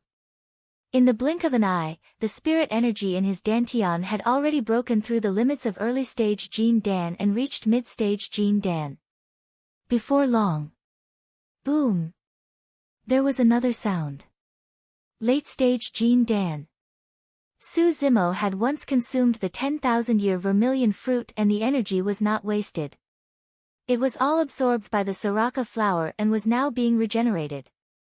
With every step he took, Suzumo's aura would change. The only thing that did not change was his eyes. They were neither happy nor sad, completely emotionless. When Suzumo arrived at the entrance of the old temple, his aura stabilized and his black hair danced wildly. His aura was frightening and he resembled a divine being. Peak late-stage Jin Dan. Creation after destruction. After staying dormant in the Dragon Burial Valley for 20 years and chanting sutras daily, his cultivation did not fall behind. Instead, it was at the peak of late-stage Jin Dan.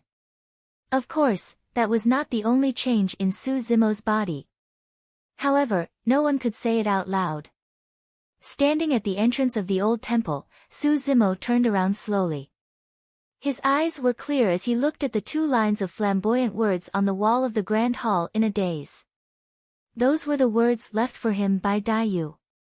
Suddenly, Suzumo extended his finger. A stream of spirit chi burst forth from the tip of his index finger and landed on the wall of the grand hall like a sharp sword. Suzumo waved his arm. After the 2 lines of words on the wall, 2 new lines of words appeared. It was written with a sharp edge that looked down on the world. Instinctively, Mingjun read it out, "Once the dust clears, light shines through the mountains and rivers." Pust. That boldness, the old monk's eyes were filled with deep shock. Suddenly, the rumbling sound of chains could be heard in the quiet backyard. If you wish to be a dragon or elephant, you must first be a horse or ox for all living beings. Once the dust clears, light shines through the mountains and rivers.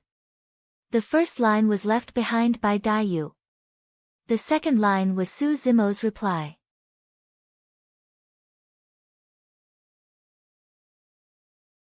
Chapter 6:15. Swash! A white beam of light tore through the air in the backyard of the old temple. It descended in the courtyard like a round moon in the skies, pure and flawless.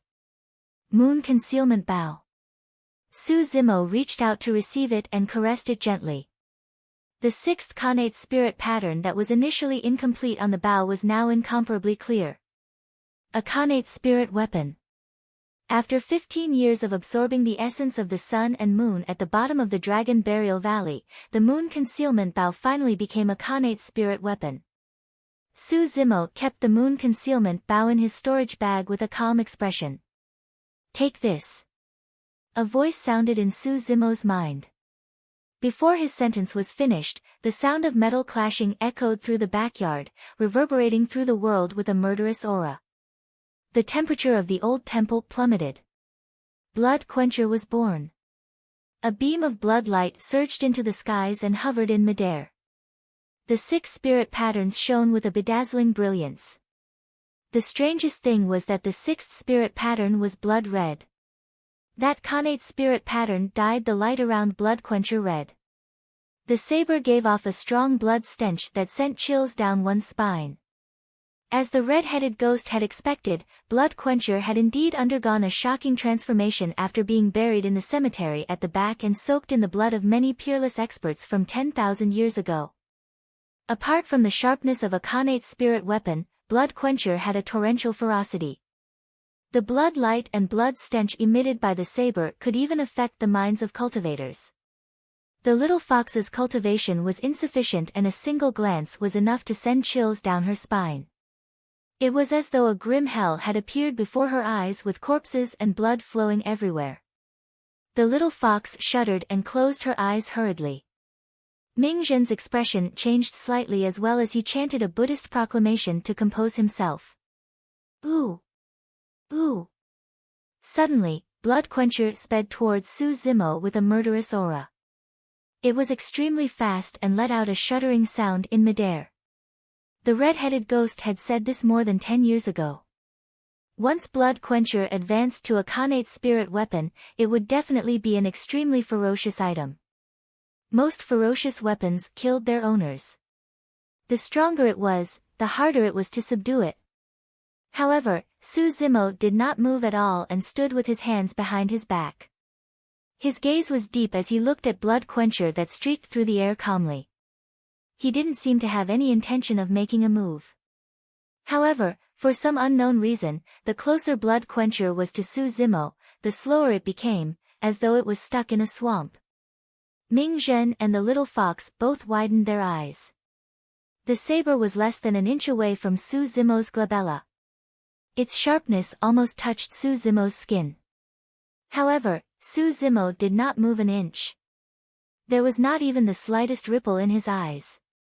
Ming Zhen suddenly felt a chill and fear when he looked at those eyes that were as calm as an ancient well. At the bottom of the Dragon Burial Valley, Su Zimo, who had been dormant for 20 years, was like a dormant volcano. The volcano had woken up after receiving news of its family member's critical condition. Although it was calm now, anyone who touched it would definitely burst out with world-destroying magma, drowning all living beings and burning everything. Ming Zhen exclaimed softly. Blood Quencher was actually shaking. The ominous weapon seemed to have sensed something too. It was afraid. Its nature was bloodthirsty and murderous. If it could kill its master and drink its fill of fresh blood, it would become even stronger. But now, it could vaguely sense that if it were to stab down the delicate-looking man before it would definitely destroy it with his bare hands. It did not dare to move. There was a brief silence. The tip of Blood Quencher lowered slowly and the entire blade was right before Su Zimo's eyes, revealing its sharpness. The handle was pointed towards Su Zimo and was within reach. It had submitted. The ominous weapon had just been born and it was already subdued. Right from the beginning, Su Zimo did not move at all, he did not even bat an eyelid. Su Zimo took over Blood Quencher and put it away in his storage bag. Coupled with the coiling dragon seal, black gold arrow, moon concealment bow and Blood Quencher, he now had 4 Khanate spirit weapons. When the little fox saw Su Zimo's intention to leave, it moved slightly, wanting to follow him. "Wait for me here." Su Zimo glanced at the little fox and said indifferently. Before he finished his sentence, he had already pushed open the door and left. The little fox's eyes dimmed with a disappointed expression. Ming Zhen said softly, "Little fox, don't worry. Since Junior Brother said that, he'll definitely return." The little fox nodded. However, there was still a deep look of worry in its eyes. In the grand hall, the old monk gazed at the 4 lines of words on the wall in silence for a long time. Rare, truly rare. A long time later, the old monk let out a long breath and lamented, "To begin with, that red-robed woman was an existence that looked down on Tianhuang mainland. It's only logical that she would be able to leave behind such a majestic and condescending line of words. What's rare is that this lad's aura isn't weak at all despite his Jin Dan realm cultivation." The red-headed ghost praised as well, "Once the dust clears, light shines through the mountains and rivers. It's truly a domineering aura that looks down on the world. Many years later, if this dilapidated temple of yours is still around, these 4 lines of words will definitely become a legend." The old monk nodded and lamented, "We're both fortunate enough to be witnesses." Suddenly, the red-headed ghost let out an odd laugh. "This is great. The ancient battlefield is going to open very soon. More than 10 years ago, that Chaos Essence Sect Junior who was said to be invincible in the Jin Dan realm has found an opponent." "That's hard to say," the old monk shook his head. "Do you think that Diin will leave this place without obtaining anything? Furthermore, Diin was the number 1 of the phenomenon ranking 100 years ago. Nobody knows how much he's grown now. The chaos ocean of the human emperor is not to be underestimated. That person is extremely frightening." The old monk had an extremely high opinion of Diin. The red-headed ghost said, "No matter what, both of them were born in the same era and will be lifelong enemies. Unless one of them dies or is willing to bow down first. That's all for the future. We'll have to wait for the ancient battlefield to open," the old monk said. After a while, the red-headed ghost suddenly laughed gloatingly. "That lad has been in seclusion at the bottom of the Dragon Burial Valley for 20 years. Now that he's reappeared after hearing the news of his kin's critical condition, he must be filled with anger. Which blind fool would provoke him, hee." The old monk chanted a Buddhist proclamation and said softly, "I hope that everything goes smoothly and he returns after severing his mortal ties so that he won't kill as much. Humph. The tree wants to be still but the wind won't stop." The red-headed ghost jumped to its feet, and the chains on its body shook, making clanking sounds. He won't take the initiative to provoke others.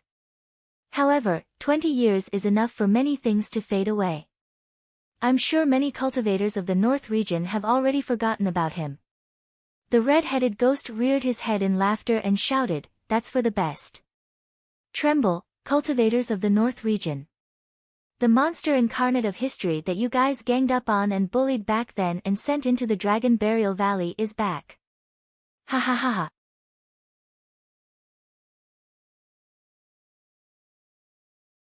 Chapter 616. Dragon Burial Valley. Demonis G had been standing at the edge of the cliff for a long time with a slight frown. The cold wind ruffled her skirt and she was filled with worries. Just as she was about to give up and leave, a figure appeared not far away. It was getting closer. That green robes were so familiar. Demonis G heaved a sigh of relief. After 20 years, Su Zimo did not seem to be any different from before. The only difference was that he had a unique aura that was indescribable. Demonis G's heart skipped a beat and she used her spirit-peering art to check out Su Zimo's dantian. Immediately after, a look of pity flashed through her eyes. "Sigh, how can a shattered dantian recover? I was thinking too much." Demonis G sighed internally. Through her check, Su Zimo's dantian was like a pool of stagnant water without any spirit energy. In reality, Su Zimo's dantian was indeed different from before after this tribulation. The Jin Dan shattered and formed a black hole-like existence. The Soraka flower was hidden within that black hole. As long as Su Zimo did not use spirit energy, other cultivators would not be able to detect it and would only be able to check out an empty dantian. If they knew nothing about him in the past, he would be nothing more than an ordinary mortal in the eyes of others. Zimo, have you been well all these years? It was rare for Demoness Ji to not joke around.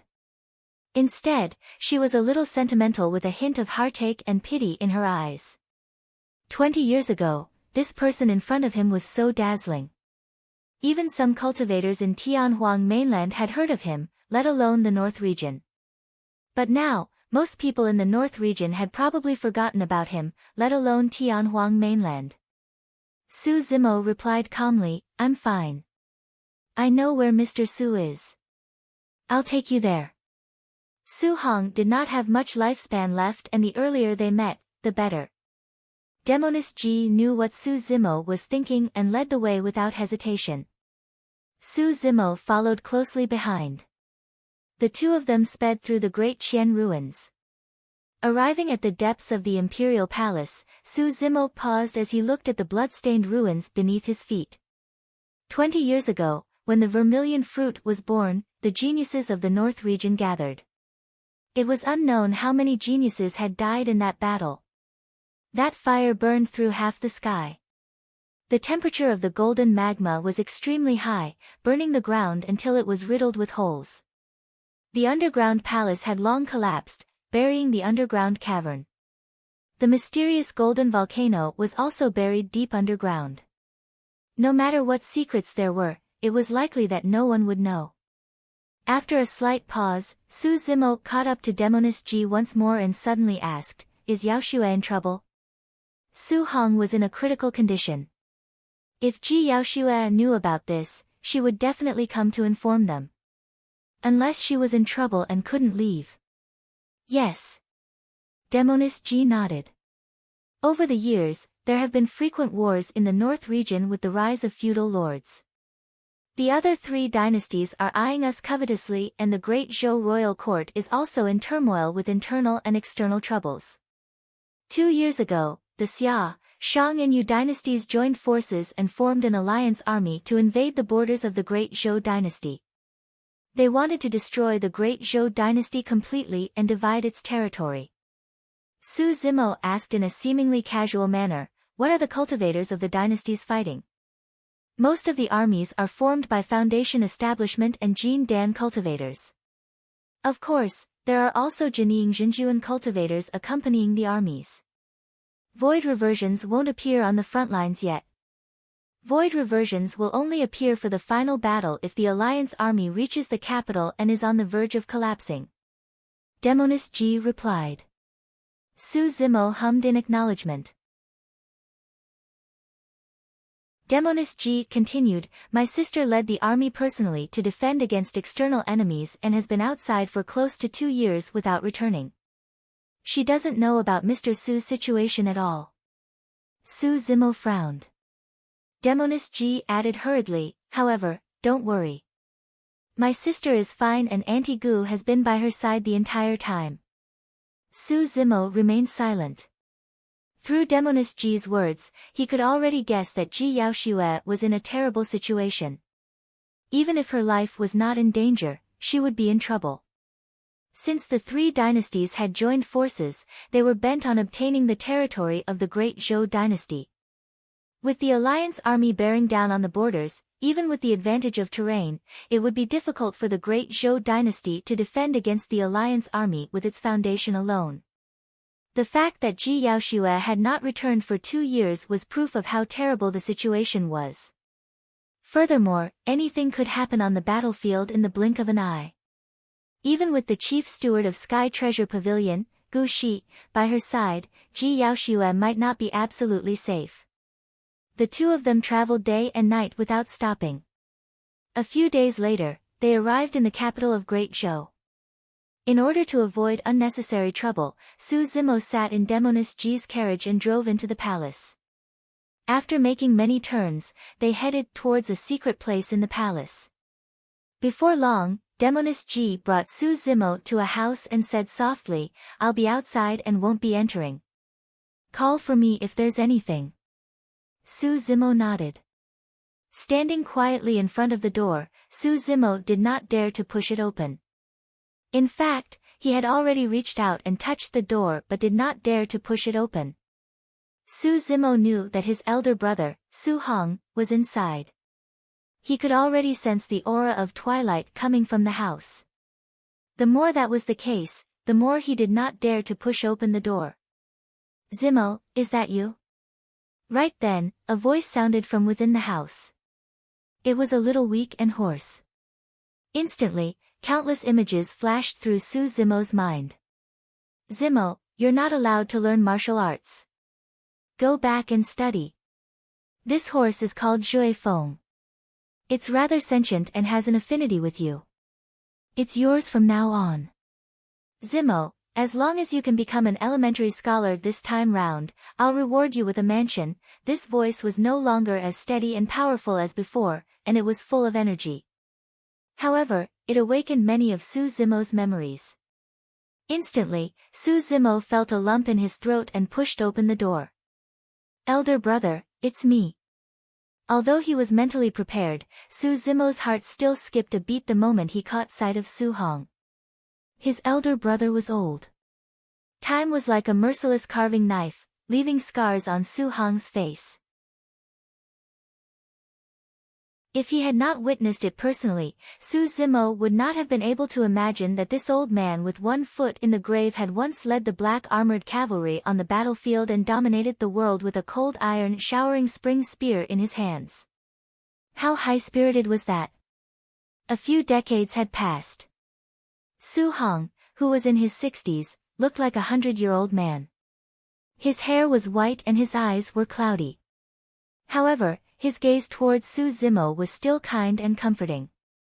Su Zimo strode forward and knelt in front of Su Hong's bed, gripping the latter's wrist gently. Su Zimo's hand trembled. He could clearly sense that Su Hong's vitality was draining bit by bit and his organs were starting to fail. Su Hong's lifespan was almost up and he did not have much time left. Even an immortal would not be able to save him. "I'm late." Su Zimo lowered his head and his voice trembled. "You're not late, you're not late." Su Hong patted Su Zimo's palm gently and consoled him. "I don't have any regrets now that I see that you're fine before I leave." Heis. Immediately after, Su Hong sighed softly. "It's a pity that I didn't get to see Xiaoning. I wonder how she's doing and if she's been wronged. You know that she has a soft personality. What if someone bullies her without us by her side?"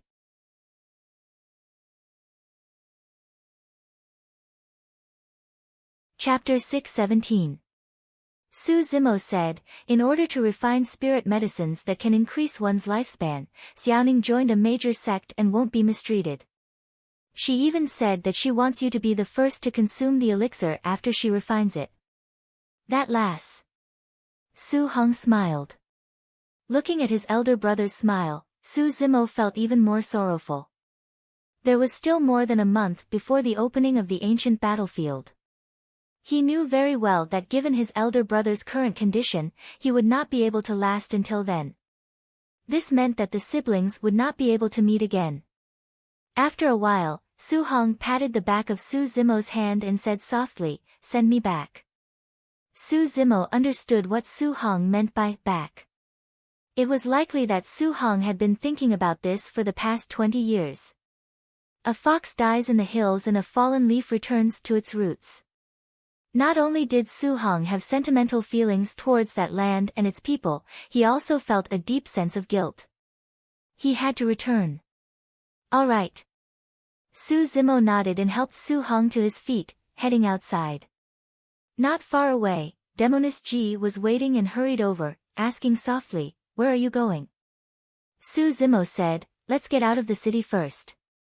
There were many people in the capital of Great Zhou and it would be easy for him to be exposed if he brought Su Hong along.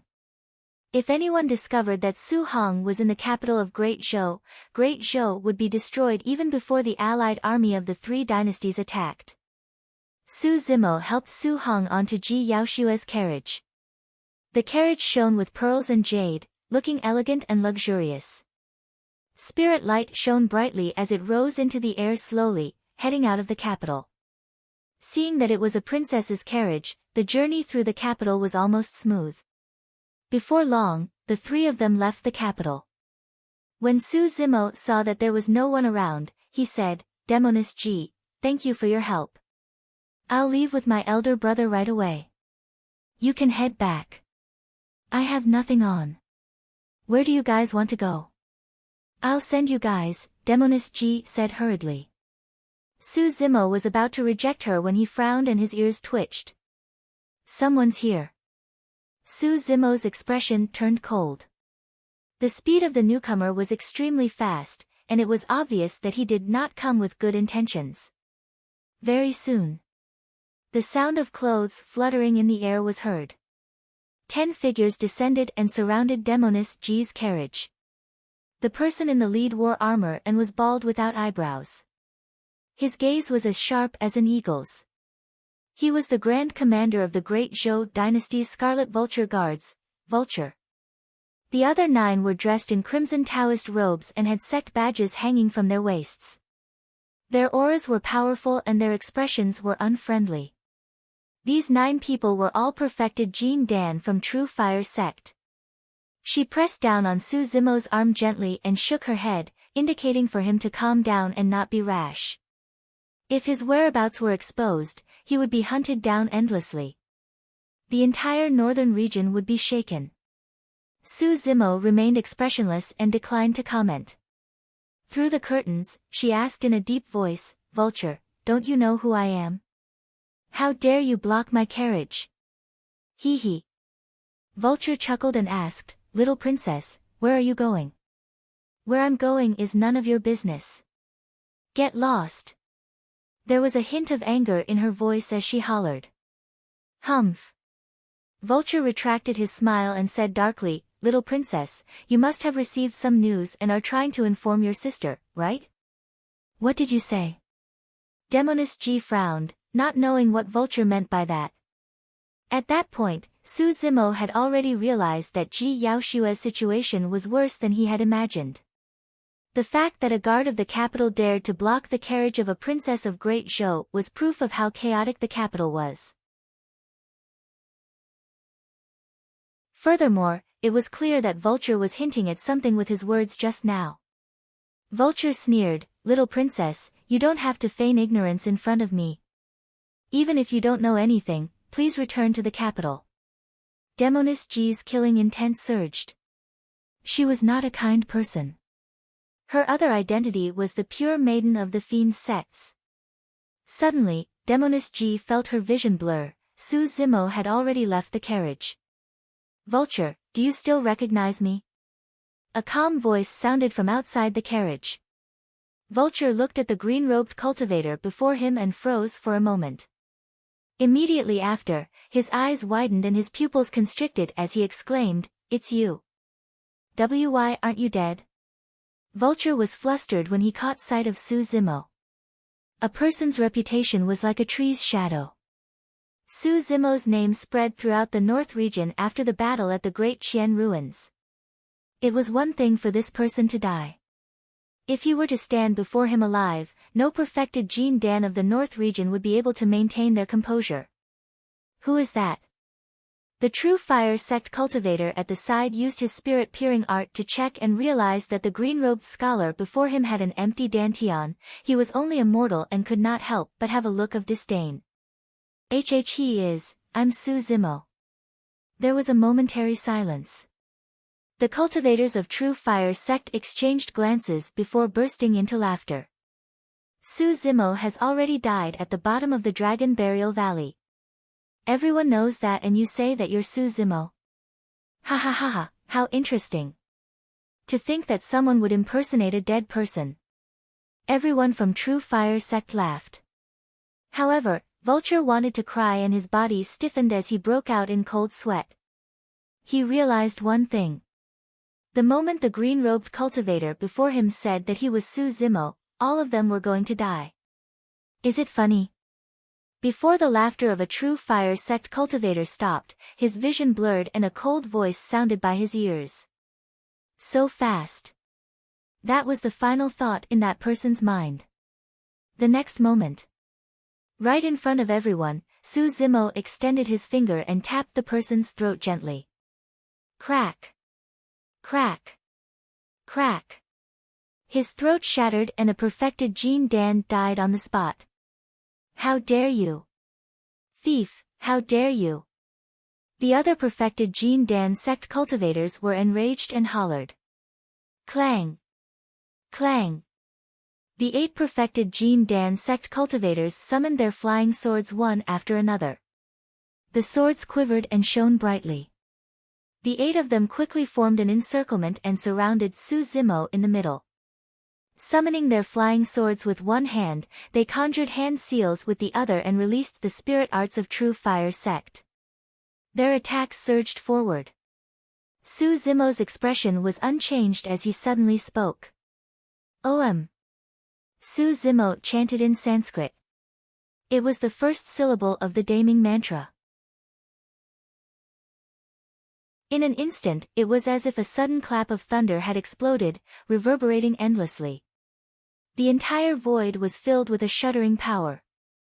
The flying swords that pierced towards Su Zimo froze in midair.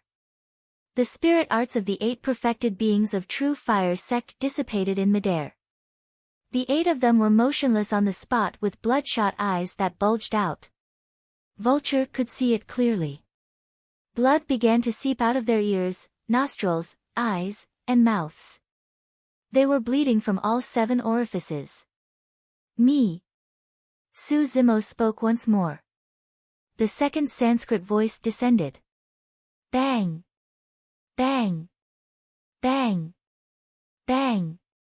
The bodies of the 8 perfected beings of True Fire Sect exploded right in front of Vulture, turning into blood mists without any corpses left.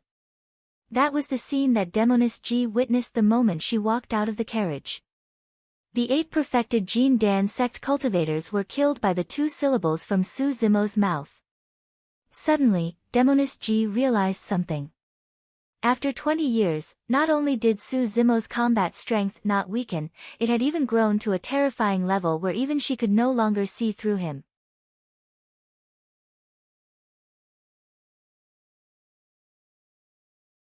Chapter 618.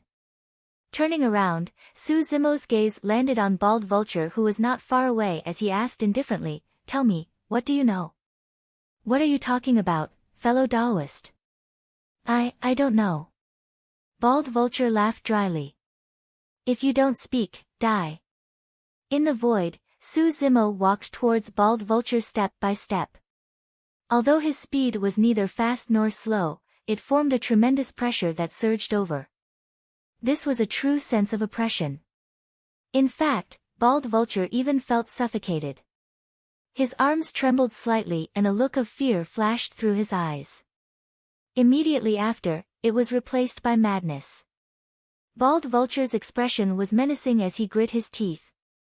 "I can speak, but you have to promise to let me live. You're not qualified to negotiate with me." Su Zimo's expression was cold as he arrived before Bald Vulture and gripped the latter's throat. Just as he was about to exert force, a fragrant wind blew over. "Leave it to me, Zimo." Demoness G's slender hand rested on Su Zimo's wrist. Su Zimo let go with the flow. Demoness G arrived before Bald Vulture and smiled charmingly. Her eyes rippled as she asked gently, "Commander, why are you stopping me?" Bald Vulture was completely stunned and his gaze was dazed, as though he had lost his soul. The 2nd and 4th princes are prepared to submit a joint petition to remove the 3rd princess and recommend the eldest prince to be the emperor. The eldest prince is the eldest son of the first wife and should inherit the throne. The 3rd princess is not legitimate, let alone a woman. "So what if I'm a woman?" Demoness G raised her brows and said coldly, can't a woman be the emperor? While Big Sister is out there killing enemies, you rascals are actually playing these little tricks in the dark. You guys must have a death wish. Before she finished her sentence, Demoness G extended her finger and brushed it gently across Bald Vulture's throat. A thin red line appeared. Bald Vulture's eyes widened and he gradually regained consciousness. He clutched his throat tightly with both hands and flailed his legs, but he could not stop the blood from gushing out. Buzz! Buzz! Bald Vulture's eyes dimmed and he fell on the spot. You'll have to step in for the matters of the capital. Su Zimo muttered, with your status and means, you should be able to suppress this matter. All right, don't worry. Demoness G nodded. Turning around, Su Zimo returned to the carriage and helped Su Hong out. He nodded to Demoness G. I'm leaving. Before he finished speaking, Su Zimo had already sped off into the distance at an astonishing speed. In the blink of an eye, he was already on the horizon. Where are you going? Demoness G shouted from behind. There was no response for a long time. Although Demoness G wanted to chase after him, she knew that the capital of Great Zhou needed her more at this moment. In the sky above Yan country, a huge ferocious bird flew past. This vicious bird's entire body was covered in scales that burned with fine flames. Its eyes were sharp as it surveyed its surroundings. When it spread its wings, it was over 30 meters long. Ancient remnant species, purple flame condor. What was surprising was that behind the purple flame condor, there was a seemingly ordinary carriage. Two people sat side by side on the carriage. One was a scholarly man with delicate features while the other was a white-haired old man. The two of them were Su Zimo and Su Hong, who had just returned to Yan country. Su Zimo captured an ancient remnant species and used it as a temporary ride. That saved them a lot of trouble along the way. The two of them passed by the 13 cities of Yan country that were massacred by Glass Palace. Even now, they could still see mountains of corpses left behind from back then. On the city walls, the bloodstains from back then had already turned black due to the wind and sun. Each time they passed by a city, Su Hong would stop and kneel down before the skeletons in front of the city. The final city. This was the capital of Yan country back then. 20 years had passed and the prosperity of the past was no longer there. His old friends from back then had already aged. Uncle Zheng, Lu Yu, Yuchihua, Song Qi, and the black-armored cavalry of the past were all buried under the rubble. Ashes to ashes, dust to dust. I should have been here with you guys 20 years ago. My dear brothers, Su Hong, am back. Standing on this piece of land, Su Hong's tears streamed down his face in grief. Su Zimo's eyes seemed to be replaying the scene of Glass Palace descending upon this place and massacring everyone back then. In the face of cultivators, mortals had no way of resisting and their lives were worthless. Su Zimo lowered his head with a blank expression. Over the past few days, he had seen way too many corpses that had yet to turn cold. Killing, violence, hunger, displacement, lust, plundering, biting, cannibalism, all order had already collapsed. Human lives were even more lowly than ants. The scene before him was not inferior to the hell of the Buddhist monasteries at all. Shrouded in the flames of war, the most miserable and helpless were the living beings of the world. These were mortals who could not cultivate without spirit roots. Su Zimo saw his own shadow in those mortals. To begin with, he was one of the most ordinary members. If not for Daiyu, he might have been one of those corpses by the roadside.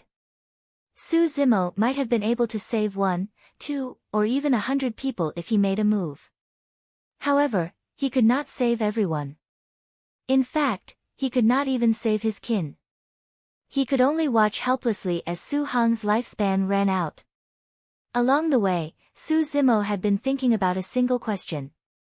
So what if he came out 10 years earlier? Could he save Su Hong? Su Hong was only a mortal after all. 20, 30, 40 years later, his lifespan would run out and the two of them would have to part eventually. Even if he did not offend Glass Palace, would the living beings of the world not suffer such a calamity? When war arrived, the mortals would be the first to suffer. In the face of cultivators, mortals had no control over their own fates. Cultivators could trample on the dignity of mortals as they wished. No matter how the mortals struggled, it was to no avail. If not for Dai back then, Su Zimo would have been killed by Zhou Dingyun, who had returned from his cultivation. He was lucky. Dai changed his fate for him. However, who would change Su Hong's fate? Who would change the fates of the living beings of the world? Were these mortals who did not have spirit roots and could not cultivate destined to become sacrifices of war, food for demon beasts and corpses beneath the feet of cultivators? Su Zimo was no saint. He had never thought of using his own strength to save the people of the world from calamity. He merely wanted his kin to live on.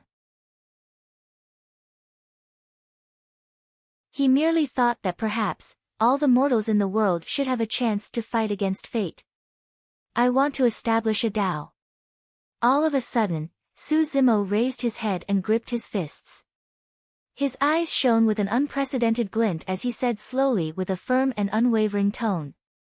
I want to break the shackles of fate that bind all living beings. So what if you don't have spirit roots? I want to change the fates of all living beings.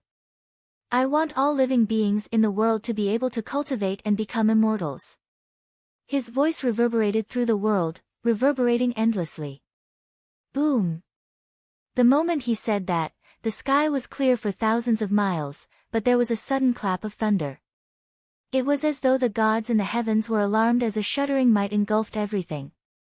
It was unstoppable like the might of the heavens. At the same time, in secret places all over Tianhuang mainland, patriarchs were jolted awake from their seclusion and looked up at the firmaments with shocked expressions. Enigma Palace. An old man with a Confucian crown on his head seemed to have sensed something and pinched his fingers to divine. He could not help but be shocked. Someone made a huge vow that even the heavens were alarmed.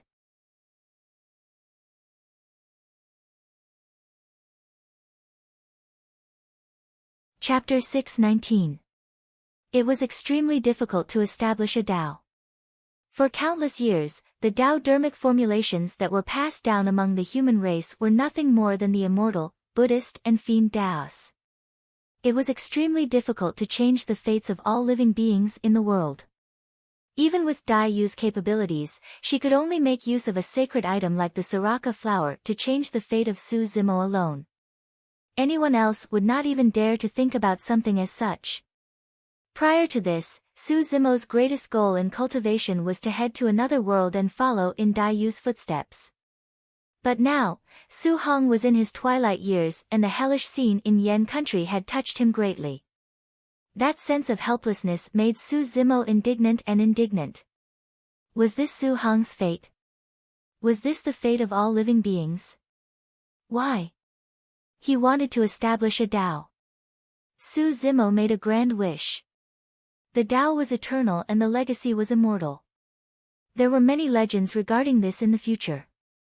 However, it was hard for anyone to imagine that the fates of all living beings were being rewritten in this dilapidated ancient city under the witness of a dying old man. It was late autumn and the weather was slightly cold. Standing in the cold wind, Su Hong's skinny body swayed slightly but he had no intention of leaving. When night fell, Su Hong turned around and said, "Let's go." The moment Su Hong turned around, Su Zimo suddenly realized that his elder brother seemed to have aged significantly in a single day. There were no longer any emotions in his murky eyes. It was as silent as a dry well. For the past 20 years, the old man had been waiting for this day all the time. Right now, he no longer had any regrets. Su Zimo supported Su Hong and returned to the carriage, continuing on their journey. They headed to Pingyang town. That was their final stop. It was also the final stop in Su Hong's life. Although the two of them stayed in the carriage, they heard quite a bit of news along the way. For the past 2 years, the emperor personally led the army to guard the borders and took advantage of the terrain to devise strategies. Although he had resolved the attacks of the allied army of the three dynasties many times, the situation became increasingly difficult as time passed by. A month ago, the emperor was injured and nearly died. The border was routed thousands of miles away. The allied army of the three dynasties was unstoppable. They invaded on a large scale and went all the way up north. They had already swallowed up several vassal states in the territory of Great Zhou. The Great Zhou cultivator army protected the emperor of Great Zhou as they fled to the north of Zhanglang mountain range. Zhanglang city of the Qi country had almost given up the land of the Yan country. The situation of Great Zhou was already precarious. They returned to Pingyang town. Su Zimo released the purple flame condor and kept the carriage, helping Su Hong to land on the ground. Late autumn leaves, chaos and chaos. The streets of Pingyang town were desolate. Even though it was daytime, there weren't many people on the streets, and the doors on both sides were tightly shut. It wouldn't be long before the allied forces of the three dynasties would cross the Zhanglang mountain range and occupy this place. There were not many people left in Pingyang town now. Most of them were the elderly, the weak, women, and children, or people who were sentimentally attached to their hometown. Su Zimo helped Su Hong back to his mansion. He pushed open the door and entered. The peach tree was still there. Everything remained the same. Su Hong said, "Let's do it outside. Let's take a last look at the sky and the world." "All right." Su Zimo returned to his room and brought out a reclining chair.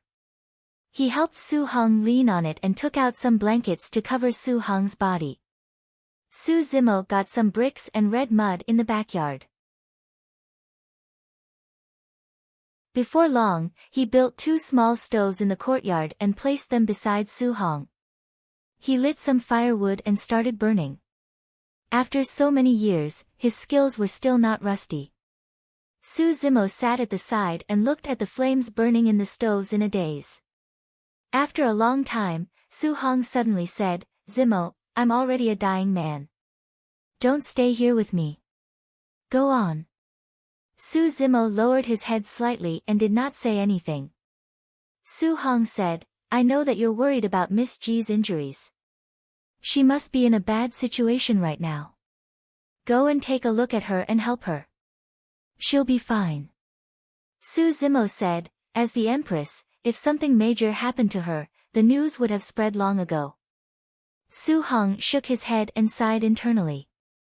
He could tell that although Su Zimo said that, he could not hide the worry in the depths of his eyes. "Brother, rest well. Don't think too much about these things." Su Zimo tucked Su Hong under the blanket and said softly. Su Hong nodded and felt his eyelids getting heavier. The capital of Great Zhou was far away from Pingyang town. Even a strong person would feel tired, let alone an old man on his deathbed. Unknowingly, Su Hong gradually fell asleep. Su Zimo sat in the courtyard and looked towards the south of Zhanglang mountain range. His gaze was dark and his expression was cold, not saying a word. Until nightfall. Su Hong was already sleeping soundly. Su Zimo finally got up slowly and sped towards Zhanglang mountain range. Under the shroud of the night, Zhanglang mountain range looked sinister and terrifying. The shadows of the trees swayed and the roars of ferocious beasts echoed, causing the earth to quake. From time to time, ferocious birds would streak through the void. All of a sudden, a green-robed figure descended in the skies above Zhanglang mountain range. Under the cold moonlight, demonic qi coiled around that person, conjuring a series of lifelike, menacing-looking ancient demons. Su Zimo stood in midair with a tall figure. His black hair danced and his eyes were bloodshot, resembling a peerless demon king. In an instant, all the demon beasts in Zhanglang mountain range caught sight of that figure. Roar! Su Zimo opened his mouth and let out a deafening roar towards the mountain range beneath his feet. The weather changed. All the demon beasts sensed a shuddering aura from Su Zimo. It was a fear that came from the depths of their bloodlines. A new king of Zhanglang mountain range was born. All the spirit beasts and most of the spirit demons sprawled on the ground, silent out of fear. However, there were still some demon beasts that had menacing gazes and ferocious expressions. Howl! The overlord of Tsang Lang mountain range, the Blue Wolf King, leaped into the air and howled into the skies. The pack of wolves rose one after another and echoed it. The howl reverberated through the wilderness. Without a word, Su Zimo stepped into the air and arrived before the Blue Wolf King. Reaching out with his massive palm, he pressed down on the Blue Wolf King's head. The Blue Wolf King opened its bloodied mouth and bit down viciously on Su Zimo's wrist. The flesh on Su Zimo's arm swelled and his tendons twitched. His entire arm was like steel. Not only did the Blue Wolf King fail to bite down, it nearly broke its own teeth. Bang! 1 round. The Blue Wolf King was killed by Su Zimo with a single palm strike and its body was shattered into pieces. At the same time, a Jin Dan Realm Silver Moon Lion pounced from behind. Under the cover of the moonlight, the Silver Moon Lion's figure was indiscernible and its movements were almost untraceable. However, Su Zimo seemed to have eyes on the back of his head. Without even turning back, he threw a punch in reverse. Boom! Once again, the Silver Moon Lion was killed by Su Zimo with a single punch. Fresh blood splattered. 2 ancient remnant beasts could not even defend against a single punch from Su Zimo. Roar! Bathed in blood, Su Zimo looked down at the entire mountain range and roared once more. No other demon beasts dared to make a sound. The mountains and valleys, the great desolate swamp, everything was silent.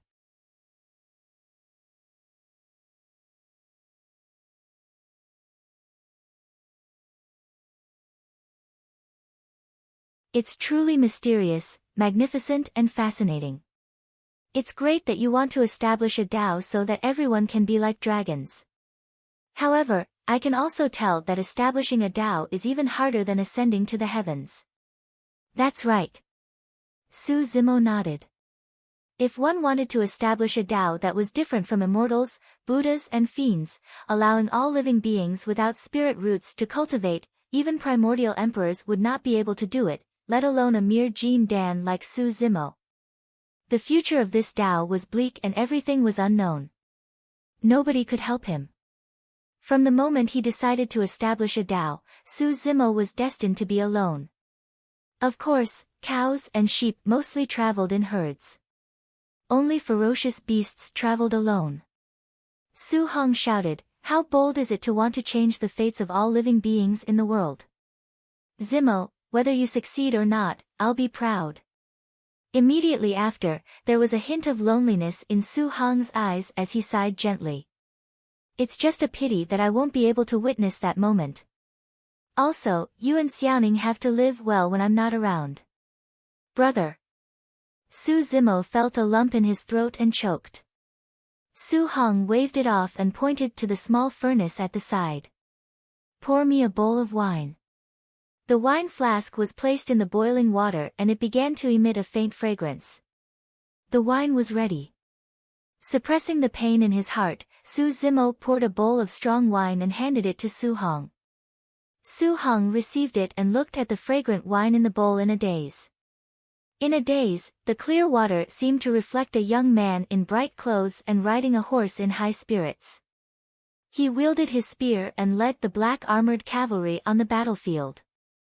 Scenes flashed through the water surface one after another. A long time passed. A sparkling snowflake landed in the wine and bloomed, breaking the mirror-like water surface. It was snowing. The first snow of winter. Late autumn was over and early winter was coming, as though it was a sign of something. Just now, the scenes had already disappeared. Only an old face was left on the water surface in the bowl. Su Hong smiled and raised his wine cup, downing it in a single gulp. After drinking that mouthful of strong wine, it was as though he had drunk his entire life. This wine is so fragrant. Su Hong roared in laughter and passed away. Su Zimo knelt on the ground with a thud and looked at the old man before him.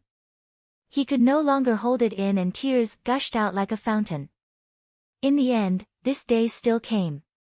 Even though he was prepared, Su Zimo still felt a heart-wrenching pain the moment Su Hong left for real. He was filled with sorrow. The deeper one sank into their mortal ties, the harder it was to sever them.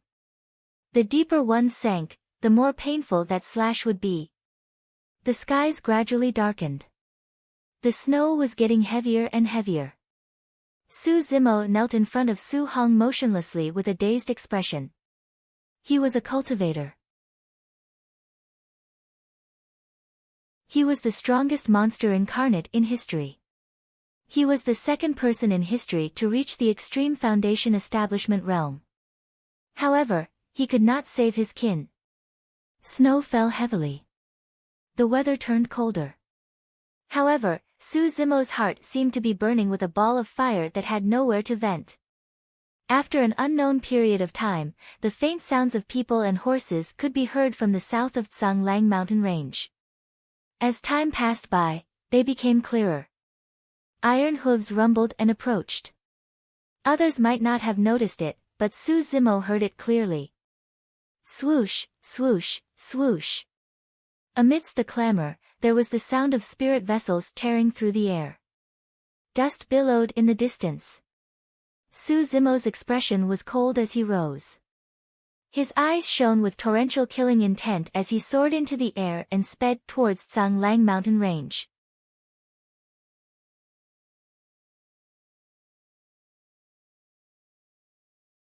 Chapter 621. Dust billowed, the ground trembled and metal armor shone coldly. There was a large black mass of troops walking over slowly from afar, and they emanated an iron-blooded and murderous aura.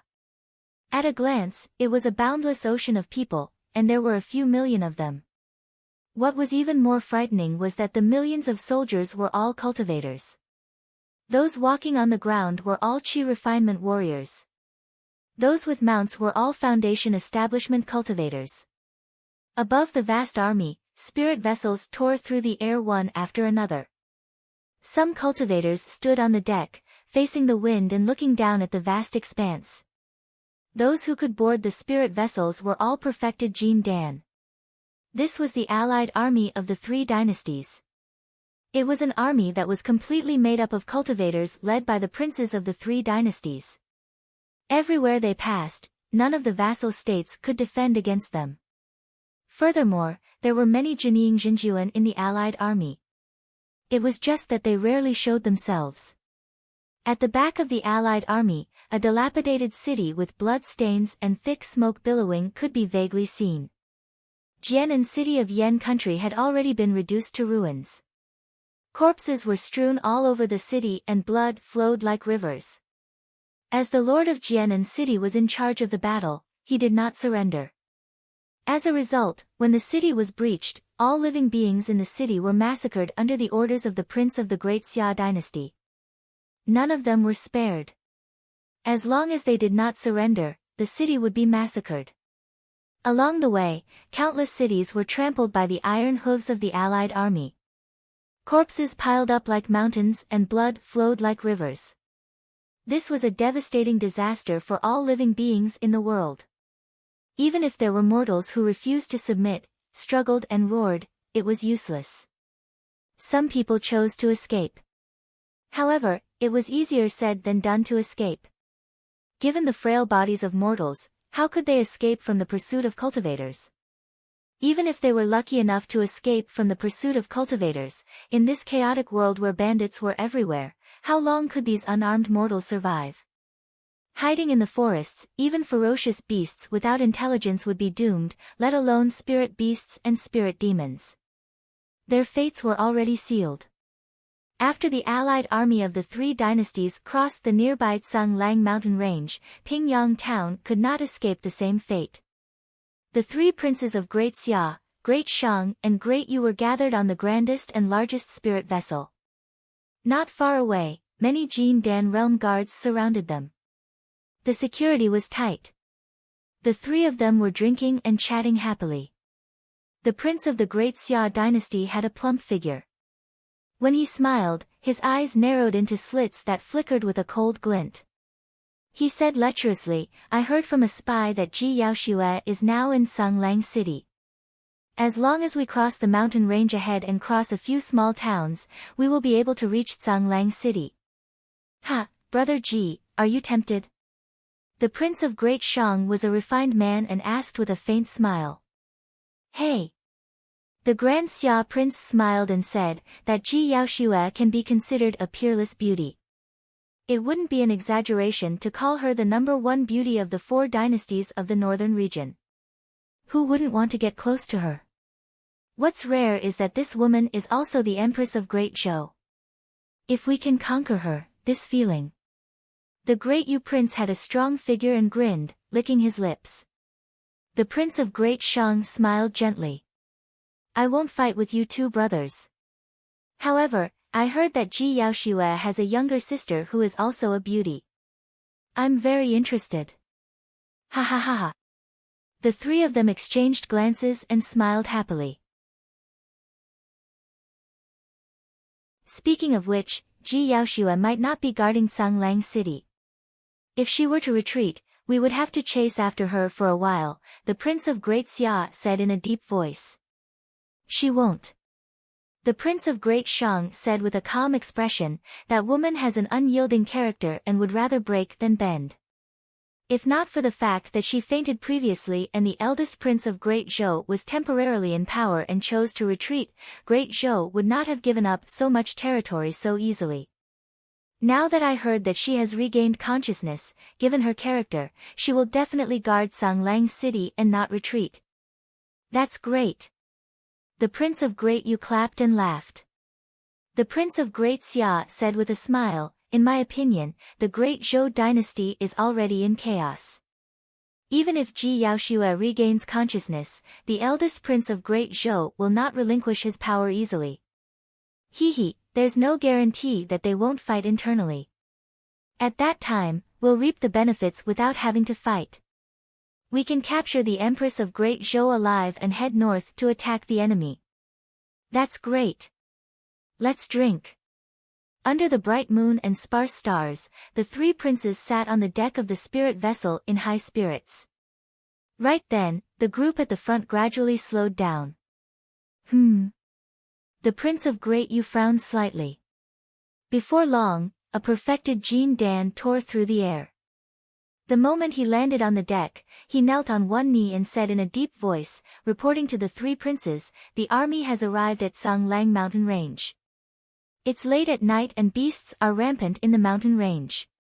It might be dangerous. May I ask the 3 princes if we should cross or take a detour?" The prince of Great Yu soared and hollered, "Of course we're going to cross. The allied army of the 3 dynasties is the army of kings and is invincible with a mighty aura. How can a mere Sanglang mountain range stop us?" "Go on," the prince of Great Xia waved it off. "This mountain range is not some ancient desolate forest. At most, there are some spirit demons of Jin Dan realm. There aren't even fiend demons. What are you afraid of?" The prince of Great Shang smiled as well. "General Sun, you're being overly cautious. If we were to cross such a mountain range alone in the middle of the night, we might be ambushed by demons. However, we have such a mighty aura that demon beasts will avoid us like the plague. What danger can there be?" "I understand." The general with the surname Sun nodded and turned to leave. While he was still in midair, he shouted, "Continue forward." Rumble. The army moved in unison with a terrifying aura. Although the allied army of the 3 dynasties numbered in the millions, it was nothing compared to Sanglang mountain range that spanned 1,000 kilometers. Not far behind the 3 princes, a skinny old man opened his eyes and gazed at the pitch-black forest ahead. It was as though there was an ancient ferocious beast lying there with its mouth wide open, waiting for everyone to deliver themselves to it. It was a fleeting feeling that was like a sudden impulse. Frowning slightly, the skinny old man shook his head and continued to meditate with his eyes closed. The path in the mountain range was rugged and filled with ancient trees. Visibility was extremely low and the army advanced slowly. However, the allied army of the three dynasties did not encounter any danger along the way. The surroundings were silent. Everything was silent. Before long, the allied army of the three dynasties was already halfway into Tsanglang mountain range. The entire army let down their guard. The Prince of Great Yu laughed loudly. Indeed, as you expected, the beasts in this mountain range are so scared that they don't dare to come out. Ha ha ha ha.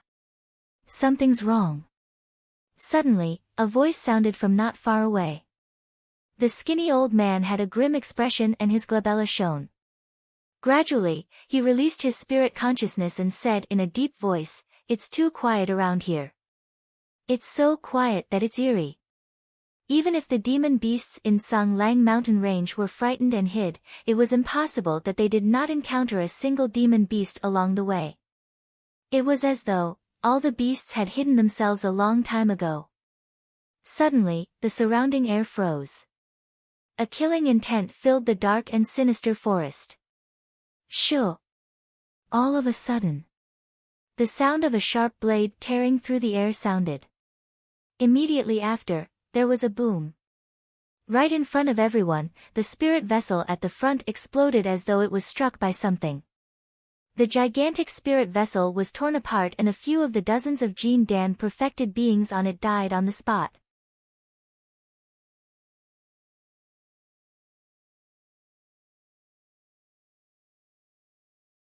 Chapter 622. Swoosh. Swoosh. Swoosh. A cold light flashed. Numerous sharp arrows shot out from the depths of the dark forest in front of them. They arrived in an instant and heavily collided with the spirit boat in midair. Bang! Bang! Bang! The spirit vessels exploded one after another. In midair, broken limbs flew everywhere and blood stained the skies. Before the perfected Jin Dan on the spirit vessel could react, they were smashed into a bloody mist by a tremendous force. Shards of the vessel flew everywhere and landed in the crowd, killing some of the unprepared chi condensation and foundation establishment cultivators. The arrows were extremely fast and the cultivators present had already let down their guard and could not react in time. The army of the three dynasties was already in a mess.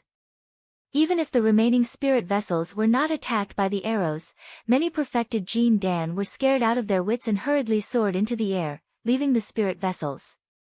Roar! Howl! Screech! All of a sudden, in the depths of the forest, a series of shuddering roars of demon beasts could be heard.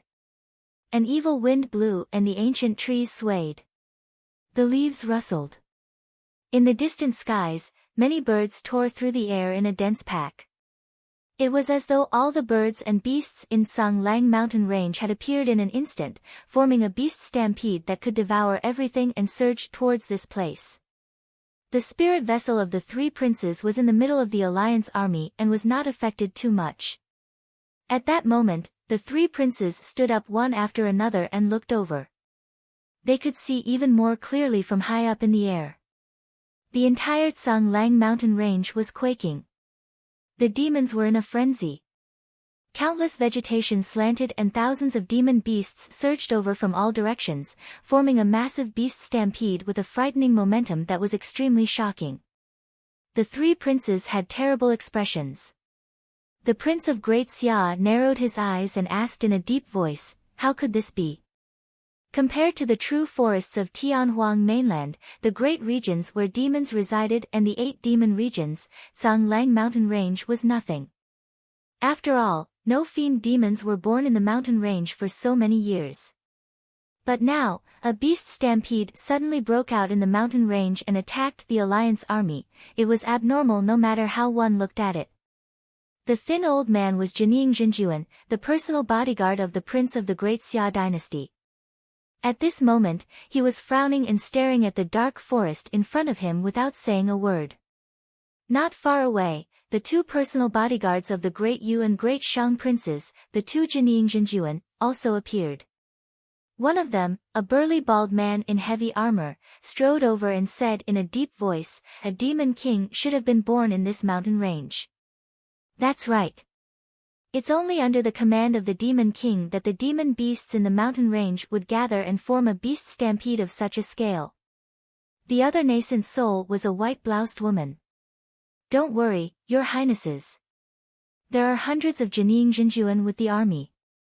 Even if this monster king is a pure-blooded ominous beast, it will still die," the bald man said.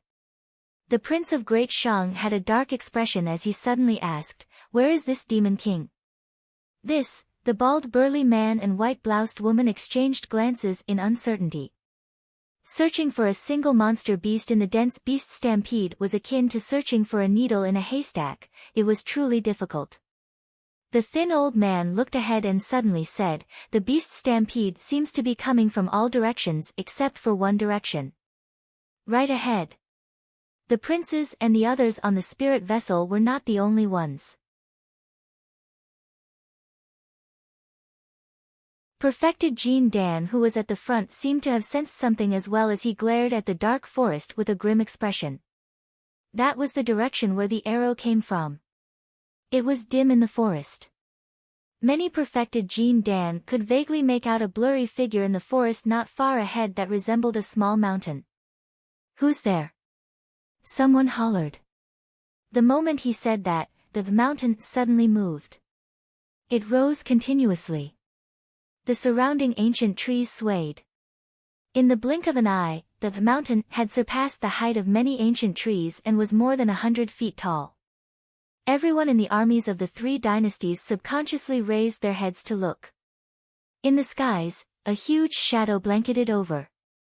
That was not a mountain at all. It was clearly a humanoid ferocious beast that was slowly rising. It was tall and mighty and stood at the front like an unshakable iron tower. At that moment, the entire Tsang Lang mountain range seemed to have become a foil. The massive ferocious beast's black hair danced wildly and demonic chi coiled around it like a fiend celestial. It looked down at the army of the three dynasties with a pair of scarlet eyes as streams of air spewed out of its mouth and nose. Two balls of flames seemed to be reflected in those scarlet eyes. Pust! Many cultivators were scared out of their wits as they gasped. Countless war horses whined and knelt on the ground, peeing and shitting. Against this humanoid ferocious beast, all beasts had to bow, let alone mere war horses. Countless Foundation establishment cultivators fell from their war horses and the army was in chaos. Even Jining Jinjuan was shocked when he saw that, let alone the low-level cultivators. It was way too ferocious. They could sense an intense killing intent from the humanoid ferocious beast, a ferocious aura that wanted to destroy the world and devour everything. They had seen many pure-blooded ferocious beasts up till this point of their cultivation. However, even the most ferocious pure-blooded demon beasts were like docile kittens compared to the ferocious beast before them. The one blocking the way was none other than Su Zimo, who had just experienced the pain of losing his family in his demon form. Roar! Su Zimo took a deep breath of air and his chest puffed up. Suddenly, he opened his mouth and released a deafening roar with thunderclap kill. The weather changed. Boom! It was as though thunder had struck the ground. Under this tremendous roar, the roars of the beasts, the screeches of the birds, and the galloping of the demons seemed to have disappeared. Countless ancient trees were uprooted from the ground. At the front, perfected being Jean Dan's mind was blank. His gaze was blank and he stood motionlessly in midair. There was a pause. Poof! Poof! Poof! Clouds of blood mist appeared one after another. It was as though fireworks were blooming. Against the impact of that terrifying sound, at least dozens of perfected being Jean Dan were turned into blood mists on the spot without any corpses left. Perfected being Jean Dan, who was slightly further away, had a dim gaze as well. Blood flowed from all 7 orifices and his life force was severed. Figures fell from midair one after another. The allied army on the ground was in an even worse state. Countless Qi condensation and foundation establishment cultivators were killed. With that roar, the beast's stampede had already closed in and charged into the allied army, unleashing a massacre. Spirit light filled the skies and spirit energy surged. Blood spewed and splattered all over the forest. Cultivators had weak physiques, and the greatest taboo against demon beasts was to allow them to get close to them. But now, countless demon beasts had charged into the crowd and killed everything with their sharp claws and teeth. Qi condensation and foundation establishment cultivators could not defend against them at all. Furthermore, there were tens of millions of demon beasts in Sung Lang mountain range. There were several times more than the allied army. In the skies, on the ground, in the mud, demon beasts were everywhere. Many different races of demonic beasts gathered together to form a huge force. Even perfected being Jin Dan would be doomed if a Jin Dan realm spirit demon closed in on him.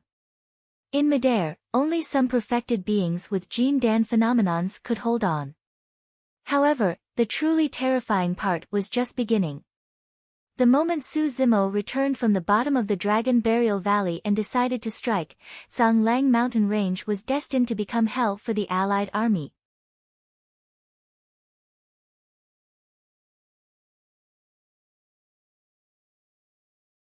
Chapter 623. Like an indomitable fiend celestial, Su Zimo swayed his massive body and took a step forward. Rumble. Bang. A blood-colored ravine that resembled a heavenly chasm was plowed out on the ground. Many Qi condensation and foundation establishment cultivators could not dodge in time and were trampled by Su Zimo's massive feet, turning into meat paste that was mixed into the mud. The entire mountain range shook with a single step. How dare you be so arrogant, beast! Kill! Swoosh! Swoosh! Swoosh! Spirit lights flashed. Flying swords streaked everywhere. Many perfected Jin Dan cultivators attacked and summoned their flying swords. One after another, white lights descended like rain, piercing towards Su Zimo's body and arriving instantly. Although there were many perfected Jin Dan cultivators in the allied army, their strength was far inferior to the paragons of the North region 20 years ago.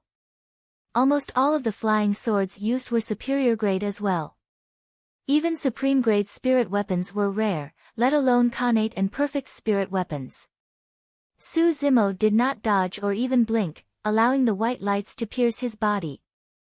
Clang! Clang! Clang! The sound of metal clashing echoed. Countless flying swords were repelled and could not pierce Su Zimo's body at all. Bang! Bang! Bang! Su Zimo took 3 consecutive steps forward and rampaged. Countless towering ancient trees were uprooted from the ground and snapped on the spot. Many cultivators were trampled to death. Every time his massive feet stomped on the crowd, a large blood-colored region would appear where he was standing. Initially, there were millions of cultivators in the allied army. However, they were scattered by Su Zimo's charge and were split into several regions to fight for themselves. Coupled with the fact that the beast stampede was surging, the allied army suffered heavy casualties after a brief exchange of blows. This was the hinterland of Tsung Lang mountain range. Even if they wanted to retreat, they could not. Demon beasts were naturally savage and bloodthirsty. Now that there was a massacre, the demons were even more excited and their eyes were bloodshot. On the spirit vessel, the princes of the 3 dynasties frowned. The bald man said in a low voice, "Don't worry, Your Highness. This is just a Jin Dan realm spirit demon. Although it's a little big, it's nothing to be afraid of." Not bad. The white-clothed woman nodded and said, "The few top Jin Dan realm experts on the battlefield should be able to kill this demon with their Jin Dan phenomenon." Before he could finish his sentence, a few perfected Jin Dan cultivators had already killed several demonic beasts. They had already activated their movement techniques and charged towards Su Zimo. "Bastard, watch my iron chain river blockade!" the man shouted. Behind him, a huge river was surging and roaring, with raging waves crashing against the shore. A gigantic and thick chain crossed the river and whipped towards Su Zimo viciously. Boom! Boom! The other perfected Jin Dan cultivators also charged forward, and the power of their phenomena burst forth. Scram! Su Zimo roared as though he could devour mountains and rivers. He swung his gigantic fists and punched towards the few Jin Dan phenomenons in front of him. You don't know what's good for you. You're just a beast after all. To think that you would dare to take on Jin Dan phenomenons with your physical body. Splash! Blood gushed like a tsunami as his tendons and bones rang.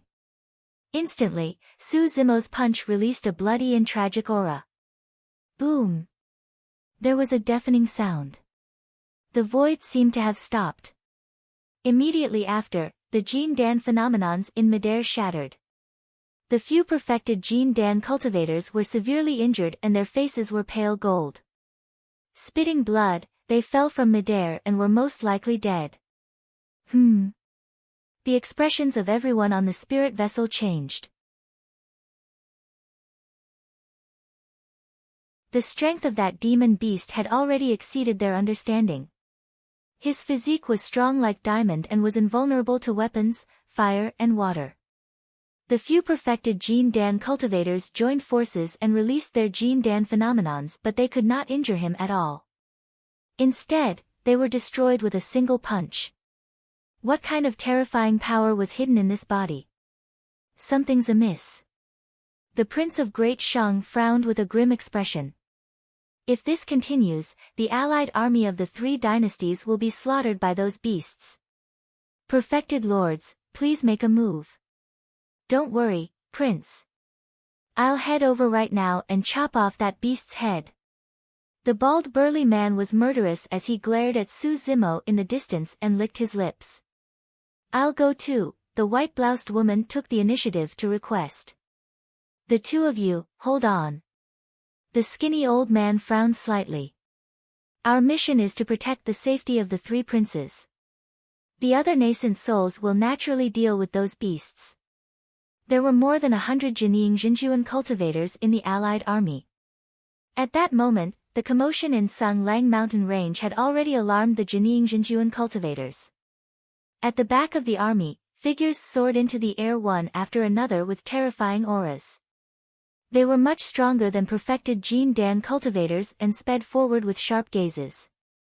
The skinny old man's gaze flickered as he said in a deep voice, "There's something strange about this. It's better to be cautious." Fufu. A look of mockery flashed through the bald burly man's eyes as he laughed. Fellow Taoist, aren't you being too cautious? How much trouble can a mere Jin Dan realm spirit demon cause? There's no need to argue, the Prince of Great Shang said indifferently, with 100 Jining Jinjuan cultivators attacking and enveloping the entire place with dermic powers, there's nothing to fear from those beasts. All we have to do is wait quietly. Where's that beast? The white-bloused woman exclaimed softly and suddenly asked. What beast? Everyone was stunned. Thereafter, they gradually reacted. Just now, the indomitable humanoid ferocious beast that resembled an ancient demon had already vanished while everyone was conversing. Everyone looked around hurriedly. The battlefield was tragic and chaotic, there was no trace of the humanoid ferocious beast at all. How was that possible? It was extremely difficult to hide such a massive body, how could it vanish all of a sudden? The three princes were bewildered. The bald burly man frowned. Princes, don't panic. Let me check with my spirit consciousness. The bald burly man's glabella shone as he released his spirit consciousness and extended it continuously. Vision was one of the 5 senses and had limitations.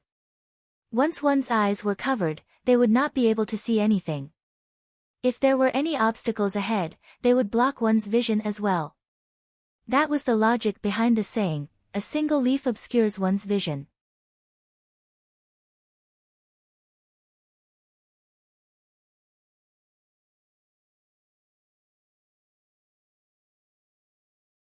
Chapter 624. The hundreds of Jining Jinjuan in the air were scattered across the battlefield. They spread out their divine senses and searched carefully.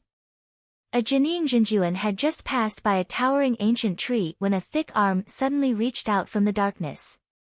The arm was like the body of a python. It wrapped around the Jining Jinjuan and dragged him behind the ancient tree. Ah! The man only had time to let out a short scream before he fell silent. Bang! A figure was thrown out from behind the ancient tree. His face was completely unrecognizable. His head was smashed into smithereens. Although it was impossible to distinguish his face, judging from his figure and clothes, it was the Jining Jinjuan who just now was in danger. Who is it? Kill! The Jining Jinjuan were enraged. With a roar, they condensed their spells and attacked the ancient tree like a tidal wave. Boom! The ancient tree was blown to smithereens. In the darkness, a figure could be seen slipping down the ancient tree. The figure moved nimbly into the forest and disappeared in the blink of an eye. It's him. That humanoid ferocious beast. Although the crowd did not see the figure's face clearly, they could clearly feel the demonic energy emanating from him. It was exactly the same as that of the humanoid ferocious beast that had disappeared. Where do you think you're going? The Jining Jinjuan shouted and chased after the figure. However, in the forest, their field of vision was limited. Coupled with the darkness of the night, visibility was not high. After chasing for a while, the crowd lost track of the humanoid ferocious beast again. What kind of beast is that? I don't know. Just now, I used my divine senses to check, but it seems to be blocked by something. I can't see the true form of the beast at all. How can this be? The Jining Jinjuan frowned slightly and whispered to each other. If a demon transformed into a human, as long as the difference in cultivation level was not too great, it was easy to see the true form of the demon with divine senses. For example, a huge python could transform into a human, but under the envelopment of the divine sense, the image reflected in the mind of the cultivator would be that of a python. The effect of the demon-revealing mirror was even more obvious. This was because the demons could transform into human form and speak human language once they stepped into the Tao of alchemy. If they went one step further and cultivated an essence soul, the demons could even hide their demonic aura. Even cultivators would find it difficult to distinguish them. Therefore, in the ancient times, an emperor created a weapon that targeted demons. It was called the demon-revealing mirror, and it was popularized in the cultivation world. A high-grade demon-revealing mirror could even reflect a demon beast back to its original form with its dermic powers. Even if it couldn't, the mirror would still reflect the true form of the demonic beast, and the surrounding people would be able to see it. How strange! A black-robed Jining Jinjuan muttered. Suddenly, a purple-winged eagle flew over with a ferocious gaze. It extended a pair of sharp claws and swiped at the black-robed cultivator. Bastard, you're courting death. The black-robed cultivator harumphed coldly and touched his glabella with his fingertip, pulling out a flying sword. Dermic powers surged and he waved his sleeves, causing the flying sword to tear through the air. Puff! The speed of the sword was way too fast. The purple-winged eagle dodged with all its might. However, it could not avoid it and was pierced by the sword, dying instantly. The corpse of the purple-winged eagle fell from midair and passed by the black-robed cultivator. The black-robed cultivator was not bothered about killing a Jin Dan realm spirit demon at all.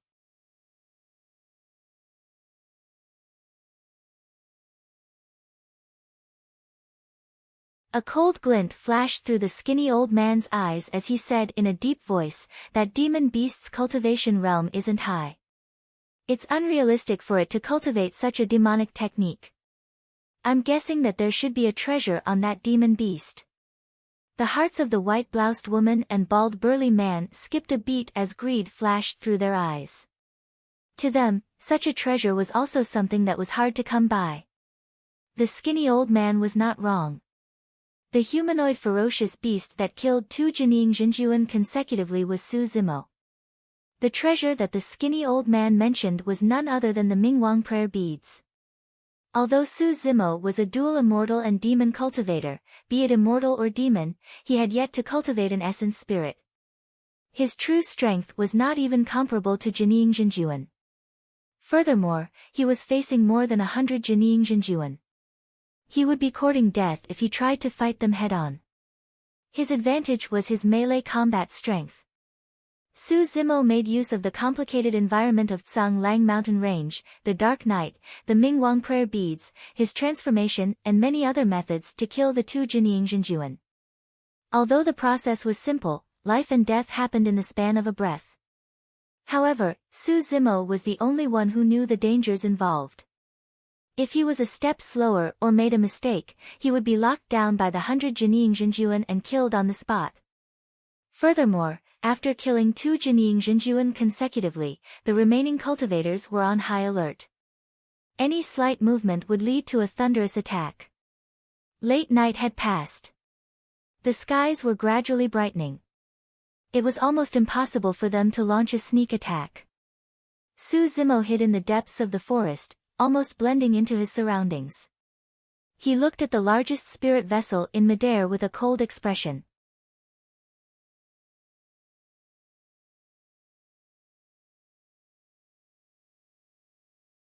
Chapter 625.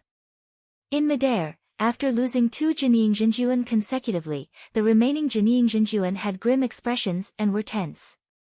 If there was any danger, any rustling of leaves in the wind, everyone would be alerted and take action in advance. No matter what demon beast it was, as long as it tried to approach, it would be killed mercilessly. "Where's that beast?" the Prince of Great Yu asked loudly. After killing the two Jinying Jinjuan for a long time, the Su Zimo did not appear again, as though he had already left the place. "That beast is extremely cunning," the bald burly man harumphed coldly. "If he dares to appear and launch a sneak attack now, he'll definitely be locked down and die." The white-bloused woman said, "Demon beasts have a stronger sense of danger than humans. He must have already escaped." After saying that, the two of them looked at the skinny old man instinctively. The skinny old man shook his head. "I don't know. I'm merely curious as to why that demon beast would launch a beast stampede to stop our alliance army." Right then, a perfected Jin Dan sped over. He was covered in blood and his armor was almost torn apart by the demon beast. The person landed on the deck of the spirit vessel and walked towards the three princes, saying with a hoarse voice, "Your Highness, the beast stampede is way too ferocious and we can't defend against it anymore. Please give the order to retreat, Your Highness." "Nonsense." The Prince of Great Yu slammed the table and stood up, hollering, "There are 100 Jinying Jinjuan accompanying our alliance army. If they attack, they can suppress this beast stampede at any moment." "Humph."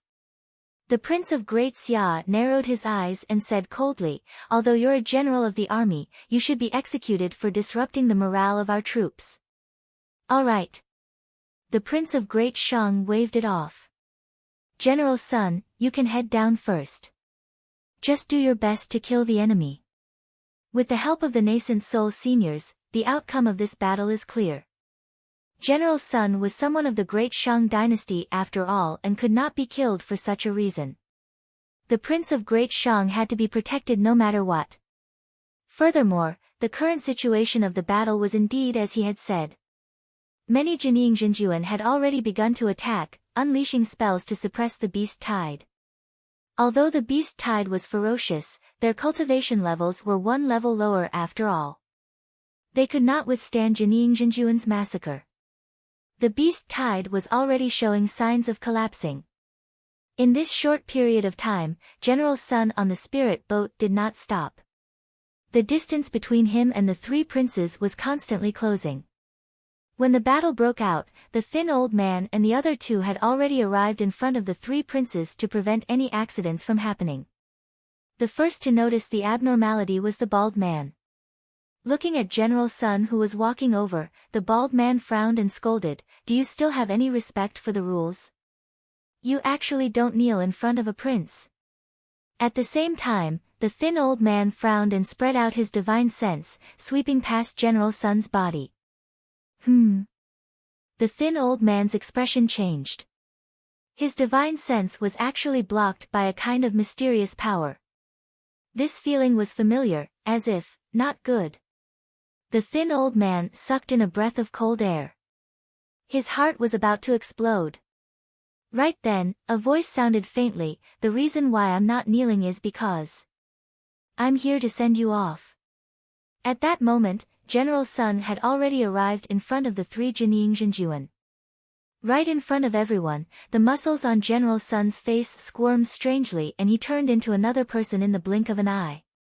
He had delicate features and looked like a scholar. However, his eyes were cold and murderous as usual. The person who had arrived was not General Sun, but Su Zimo, who had changed his appearance. Almost everyone's attention was focused on the outside. No one had expected that Su Zimo would send himself to their doorsteps. The white-bloused woman froze for a moment. That single mistake was the difference between life and death. In melee combat, such a mistake was equivalent to courting death in the eyes of Su Zimo. Su Zimo reached out and slapped the white-bloused woman's head. There was a bang. The white-bloused woman's head shattered and her brain juice splattered. Her essence spirit was also shattered and she was destroyed on the spot. The thin old man and bald burly man reacted right away. The bald burly man was a body-tempered cultivator to begin with and he was even more pleased to see Su Zimo close in. His bloodline surged. The bald burly man punched towards Su Zimo's head viciously. His fist was like a meteorite that arrived with an unparalleled aura. However, the thin old man was even more experienced and retreated right away. As long as he could distance himself, he would be in an invincible position. At the same time, the thin old man conjured hand seals and conjured a dermic art. Dermic powers surged. A thick finger was formed rapidly. Like a heavenly stone pillar, it burst forth with terrifying power and smashed towards Su Zimo's chest. OM. At the same time, Su Zimo suddenly spoke. The damning mantra was released. Sanskrit reverberated through the world and reverberated endlessly, bursting forth with immense might. The first to suffer were none other than the dynasty's imperial army soldiers near the deck. Cling! Clang! Clang! Many of the imperial army soldiers let out pained expressions as their weapons fell to the ground one after another. Piak! Piak! Piak! Cracks appeared on the protection jade talismans of the three princes, they were shattered by the Sanskrit sound. As for the thin old man, his body shuddered and he frowned slightly with a look of pain in his eyes. Although he was Jiningjinjuan, he was not a body-tempered cultivator and could not withstand the Sanskrit sound as such. In midair, the dermic power finger that was formed earlier dissipated slightly and its might was reduced as well. The bald burly man was the least affected by the Sanskrit sound. The bald burly man's fist did not stop at all. Me. Su Zimo's expression was unchanged as he opened his mouth once more. The second Sanskrit sound descended. Bang! Bang! Bang! Most of the Imperial Army soldiers on the spirit vessel collapsed stiffly with blood oozing out of their 7 orifices. They died tragically and their minds were already blasted into mush. The 3 princes were pale and slumped to the ground weakly as well. In midair, the dermic power finger that was charging over swayed and its might was greatly reduced. The thin old man staggered for a moment. However, he was fearless. The distance between them had already increased.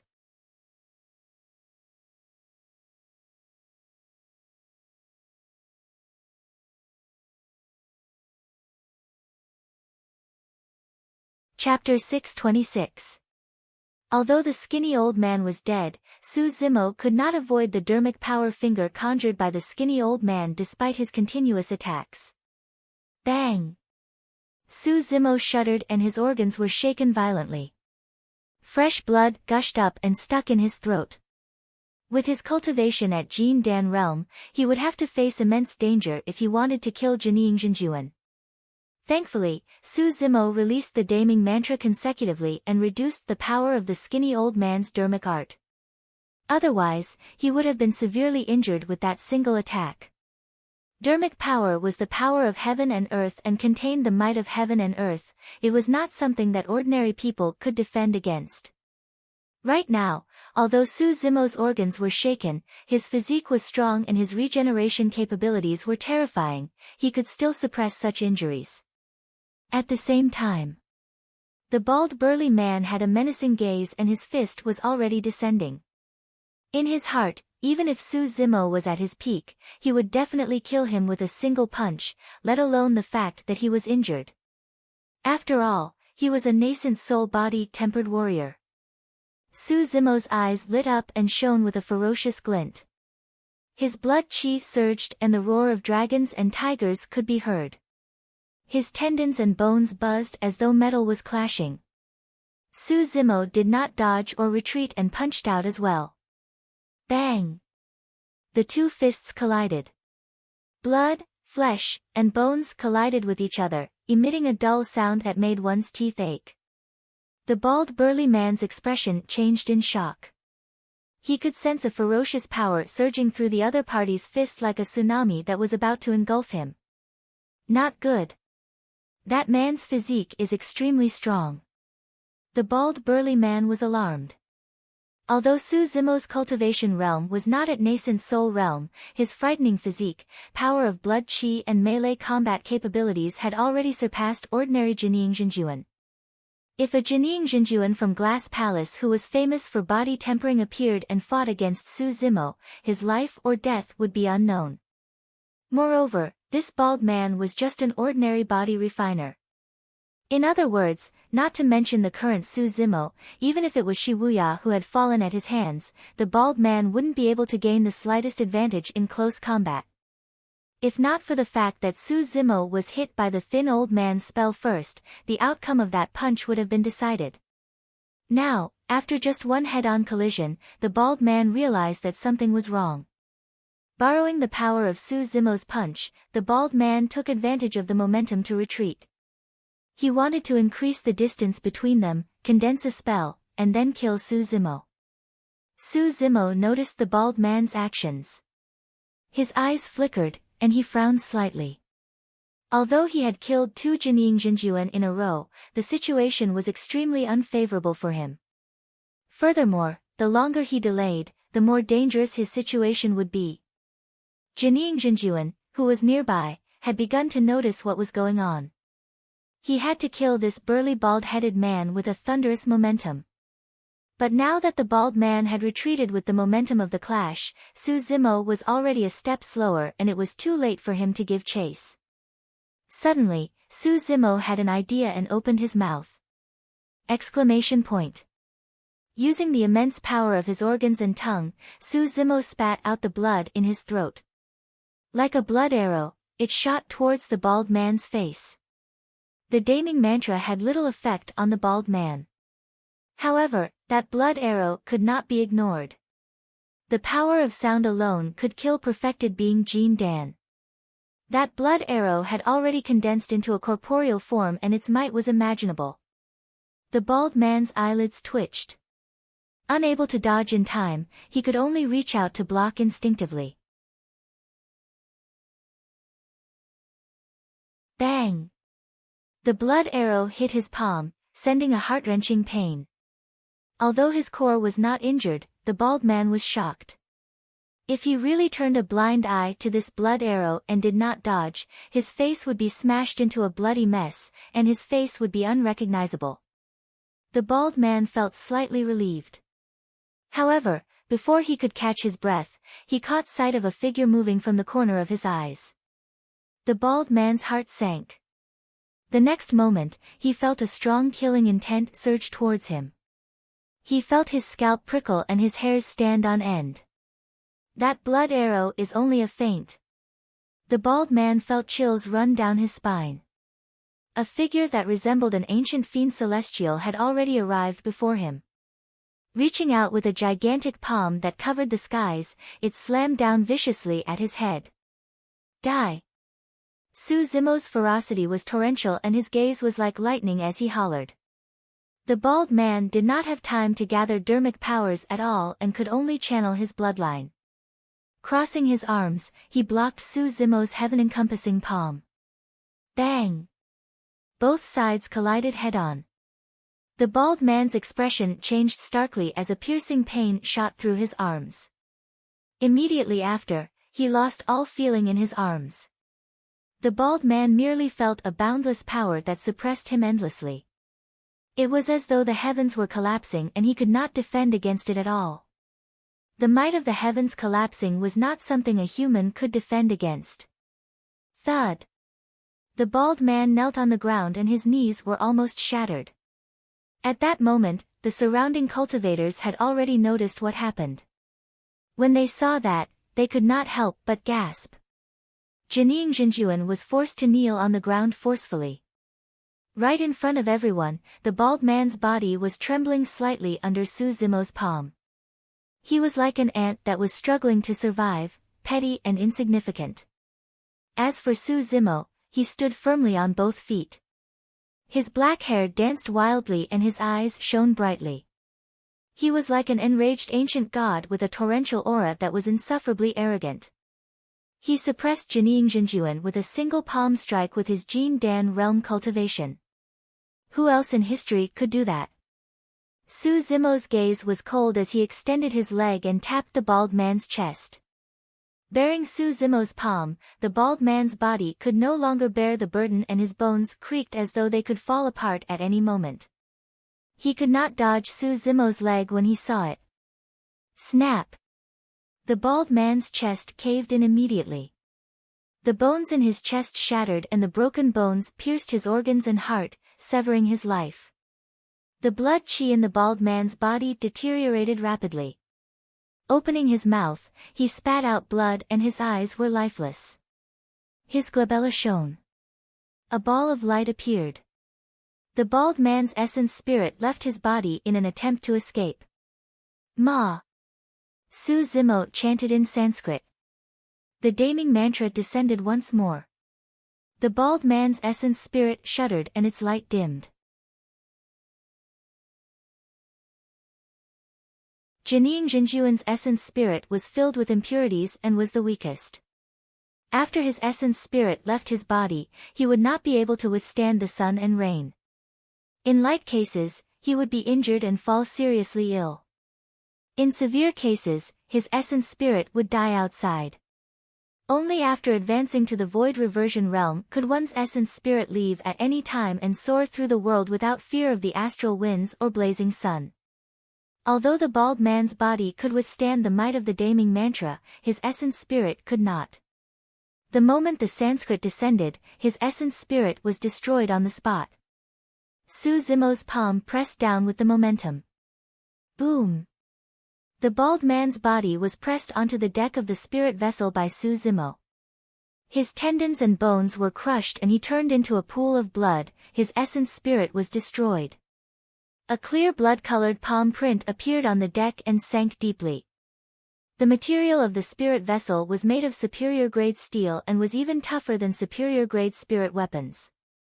But now, a mark was left behind by Su Zimo's palm.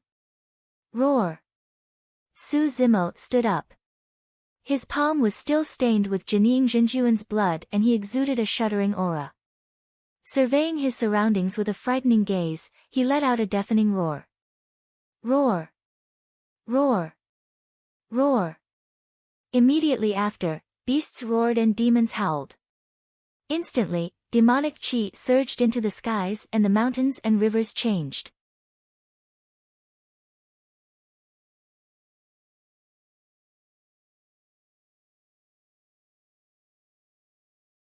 Chapter 627. Initially, the beast stampede was on the verge of defeat against the killing of the many Jining Jinjuan. But now, Su Zimo had appeared and killed the 3 Jining Jinjuan on the spirit vessel with a thunderous might. Blood stained the firmaments and a torrential ferocity caused the morale of the demons to surge. Thousands of demons roared in the mountains. The beast's stampede that was about to be defeated gathered once more, forming a torrent that surged towards the allied army of the three dynasties.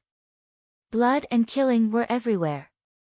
The reason why the demon beasts of Tsang Lang mountain range were so united was not only because they were afraid of Su Zimo's strength. It was also because the flesh and blood of cultivators were extremely nourishing for them. There were millions of cultivators in the allied army of the three dynasties. Up till this point of the battle, corpses were strewn everywhere and blood flowed like rivers. Such a massive life force essence would definitely cause a qualitative change. After this battle, there was a high chance that fiend demons would be born in Tsang Lang mountain range. Demon beasts possessed sentience as well, and everyone wanted to become that fiend demon. Prior to this, the 100 Jiningjinjuan had expanded their search radius continuously in order to search for Su Zimo's whereabouts and were gradually distancing themselves from the spirit vessel. Even if they discovered what was happening on the spirit vessel, it was already too late to save it. The three Jiningjinjuan had died way too quickly. It took less than 5 breaths from start to finish.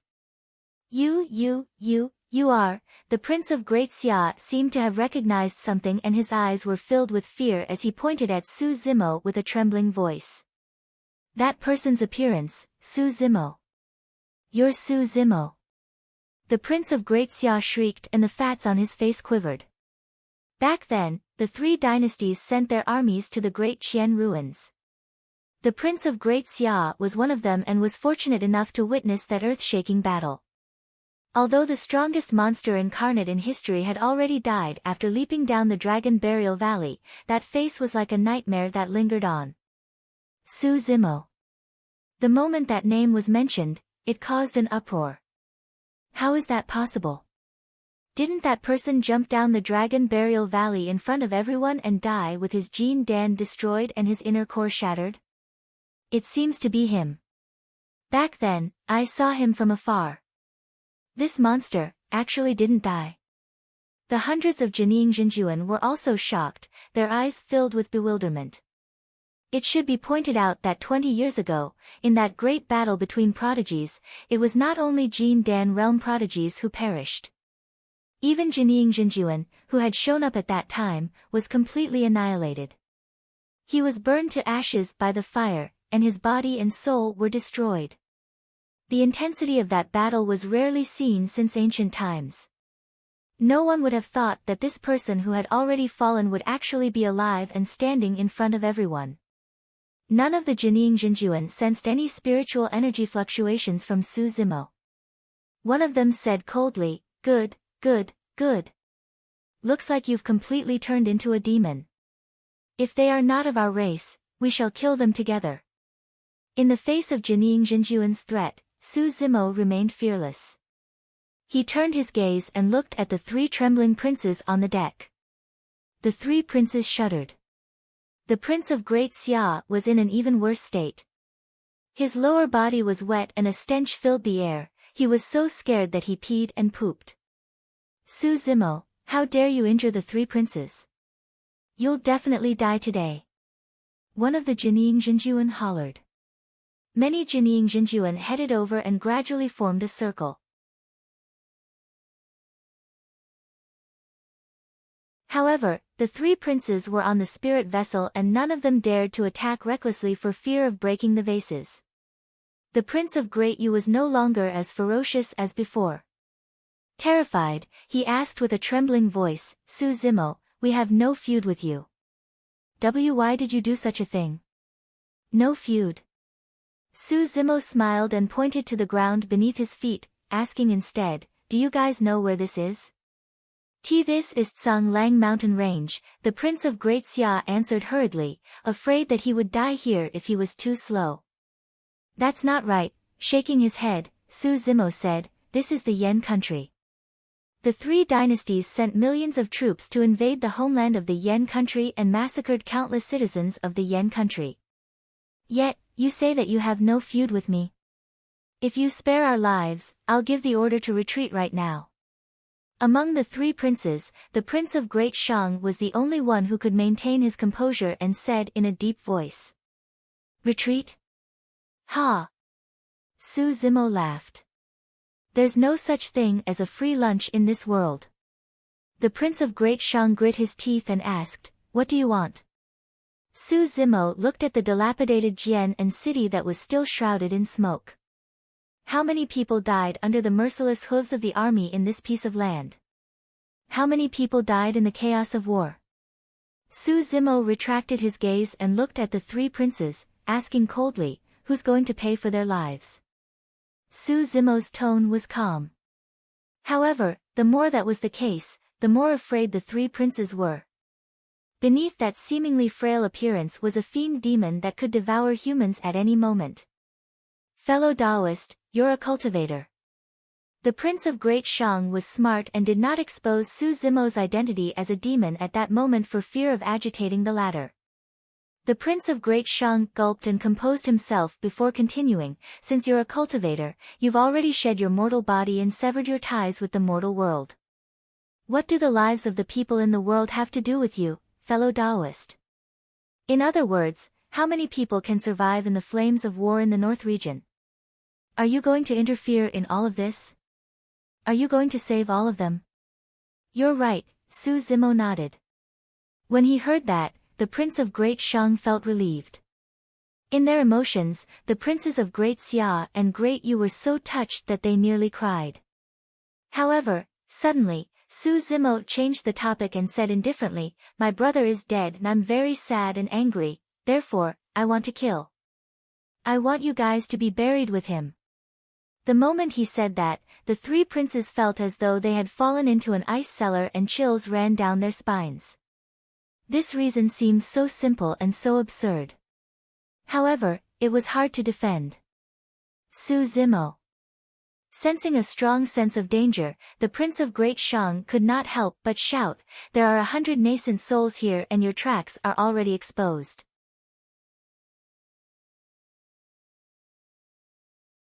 If you harm us, you won't be able to escape either." Although the Prince of Great Shang was calm and used both carrot and stick, he did not realize how terrifying a person he was facing. This person was fearless and decisive in killing. How could that person's boldness be intimidated by Jinying Jinjuan? "Is that so?" Su Zimo grinned. "I'd like to give it a try." Boom! Su Zimo's gaze was ferocious as he raised his leg and stomped on the deck, causing a deafening sound to erupt. The spirit vessel shook violently. On the deck, one could clearly see cracks spreading on the spot where Su Zimo stood, increasing in speed and density. Boom! There was another deafening sound. Su Zimo stomped his foot once more. The spirit vessel exploded and shards flew everywhere. The massive spirit vessel was destroyed by Su Zimo with a single stomp. Su Zimo descended rapidly and flicked his sleeves casually. Countless shards shot out in front of him and entered the three princes' bodies densely. Poof! Poof! Poof! Blood mist spewed out of the three princes' bodies and they were almost riddled with holes. Their life force was severed and they were already dead before they landed on the ground. The princes of the three dynasties are dead. This forest will be your burial ground. Su Zimo's voice spread through the surroundings in a cold and sinister manner.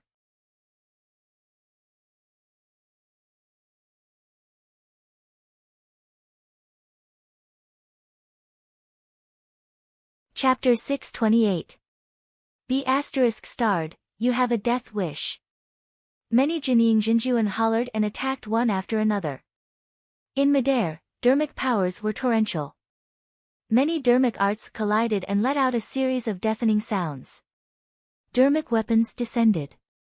The might of heaven and earth enveloped Tsang Lang mountain range, causing the entire mountain range to quake violently.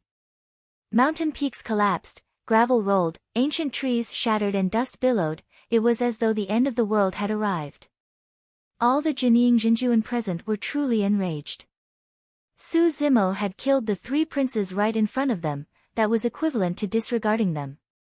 Furthermore, the death of the three princes meant that the allied army of the three dynasties had suffered heavy losses. Even if they were still alive, they could only retreat. This expedition against Zhou was a failure at the last step. After Su Zimo killed the three princes, he did not linger and had long fled. The inner core in Su Zimo's chest churned wildly and his blood chi surged. His figure descended rapidly like an anaconda, sticking close to the ground and scurrying towards the depths of the forest. His movement technique was extremely agile. His terrifying spirit perception spread out. He fled with all his might. Bang! Bang! Bang! Swoosh! Swoosh! Swoosh! The sounds of dermic arts striking echoed repeatedly in his ears. Dermic weapons tore through the air with cold flashes. Hundreds of Jining Jinjuan chased after him. Any mistake and he would die on the spot. A dermic art descended. Su Zimo's tendons and bones rang at the same time. His body contorted beyond the limits of an ordinary person and he dodged the dermic art by a hair's breadth. Bang! The rocks from the explosion of the dermic art smashed heavily onto Su Zimo's back. Su Zimo coughed out a mouthful of blood but he did not stop at all. At that moment, he would die on the spot if his movement technique slowed down at all. Exclamation point. A flying sword streaked past. A bloody wound appeared on Su Zimo's thigh. However, there was no emotion in his eyes, it was as though he could not feel any pain. While Su Zimo was fleeing, he adjusted his muscles to close the two sides of the wound, temporarily stopping the bleeding. He continued to run, his speed already reaching the limit. To be fair, this was only because they were in the Tsang Lang mountain range, where the sky was dark and the terrain was complicated. Hills, forests, bushes, caves, there were too many places to hide. However, Su Zimo cultivated the mystic classic of the 12 demon kings of the great wilderness. Coupled with the fact that he had lived in Tsang Lang mountain range for a year many years ago, he knew this place like the back of his hand. That was why he was able to survive for so long despite being chased by hundreds of Jining Jinjuan. There were even a few times when he almost completely shook off the Jining Jinjuan behind him. However, as time passed, Su Zimo's situation became more and more dangerous. He was injured. Such a stressful escape had consumed a lot of his energy, and he had no time to recover. In the long run, his speed would definitely slow down. Moreover, it was already late at night. As the skies gradually brightened, the vision of the hundreds of Jining Jinjuan increased significantly as well. Once they surrounded him, he would not be able to escape even if he had wings. Beast, you'll definitely die today. The hundreds of Jining Jinjuan had cultivated for hundreds of years and were experienced, they could naturally tell the current situation. In my opinion, we should capture this beast alive. That's right. I believe that there are definitely many sects and factions in the North region that are interested in this lad. The hundreds of Jining Jinjuan believed that victory was in their hands and began discussing. After all, Su Zimo had way too many secrets.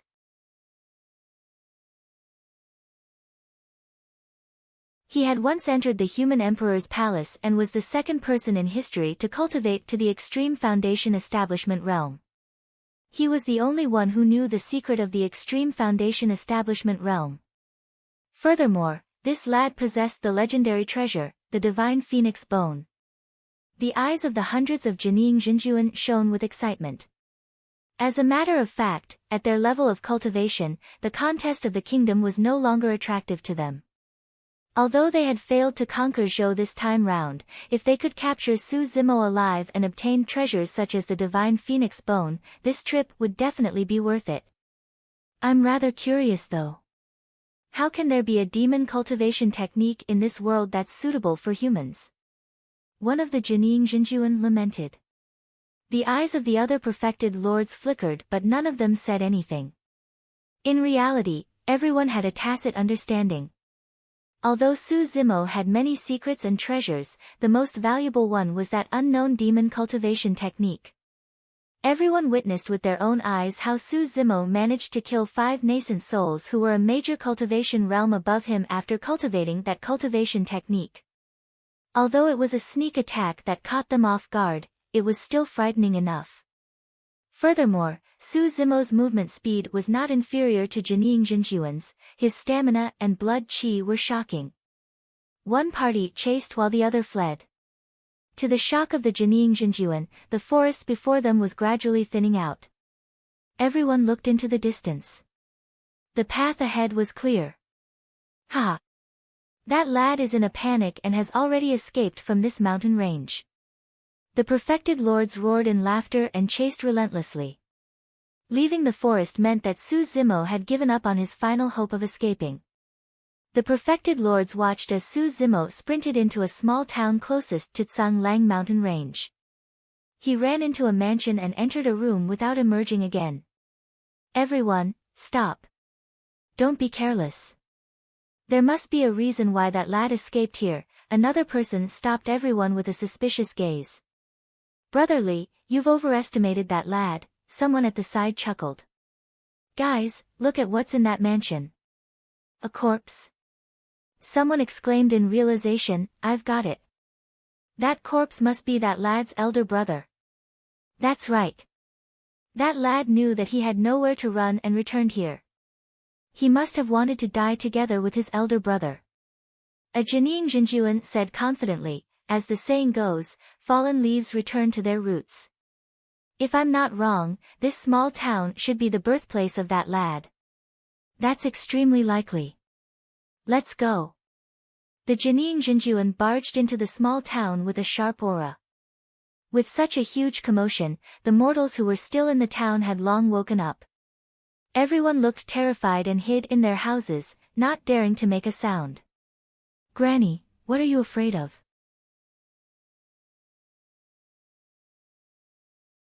A tender voice of a child sounded from a dilapidated house. Although the voice was weak, the Jining Jinjuan in midair heard it clearly. Shoo! The old woman raised her finger hurriedly and whispered, Child, don't speak. Be careful that the immortals punish you and you won't be able to live. Why? The child blinked his big eyes and asked in confusion, What did I do wrong? Why would the immortals punish me?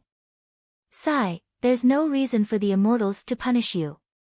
The old woman sighed. A few decades ago, there was a scholar in this town who was almost burned to death because he didn't kneel down and worship the immortals. Ah! The child seemed to be frightened and cried out in surprise. The old woman quickly covered the child's mouth and broke out in cold sweat. The old woman slowly let go. The child was deep in thought. After a while, he whispered, Granny, there are good and bad immortals too.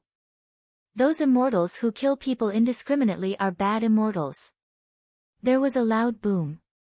The roof over the old woman and the child's heads was suddenly lifted. Hundreds of powerful figures stood in the air and looked down at the two of them with cold expressions. The old woman hugged the child tightly. Her eyes were filled with fear and her body trembled. One of the Jining Jinjuan's eyes was ferocious. He said coldly, Talking about immortals behind their backs is a capital offense. Right at this moment, with a creak, the door of a room in a nearby mansion opened, and a scholar with delicate features walked out. He wore a green robe and was upright.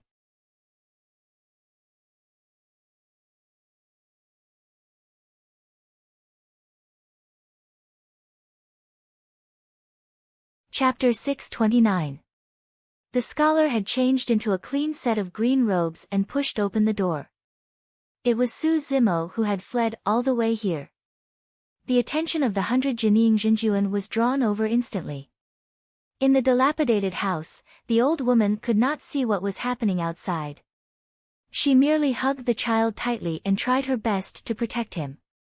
Little beast, you're finally willing to show yourself. The many Jining Jinjuan stood in the air and looked down at the mansion not far away, either sneering or mocking. With an indifferent expression, Su Zimo walked down the stone steps and arrived in the courtyard.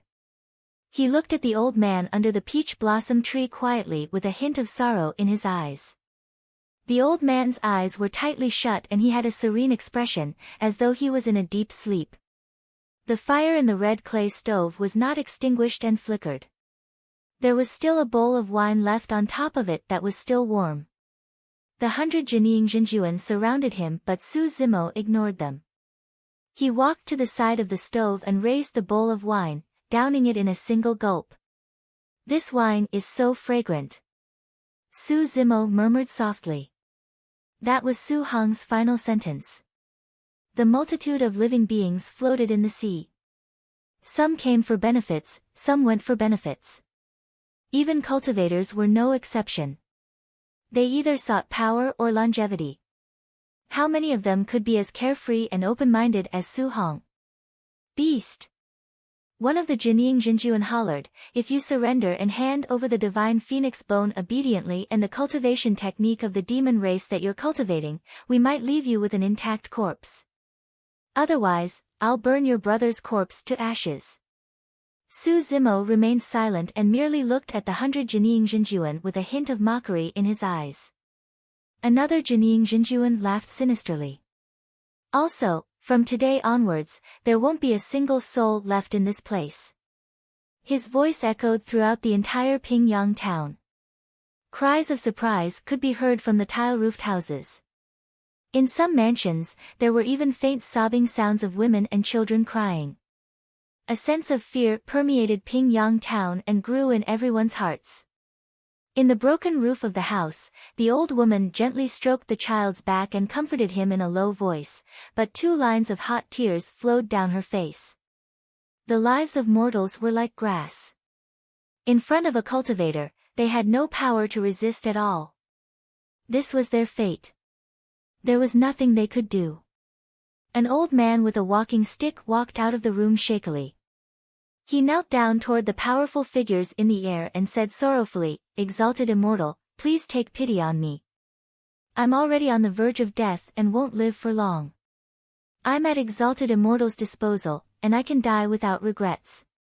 However, there are more than 3,000 women and children in Pingyang town. Exalted Immortal, please take pity on them and give them a way out." The old man's heart was weeping blood, his expression sorrowful and moving. However, the hundreds of Jining Jinjuan looked indifferent. Some of them ignored him, some of them had a look of mockery in their eyes, and some of them even sneered. "Noisy!" One of the Jining Jinjuan hollered impatiently. The old man felt his ears buzzing and his head spinning.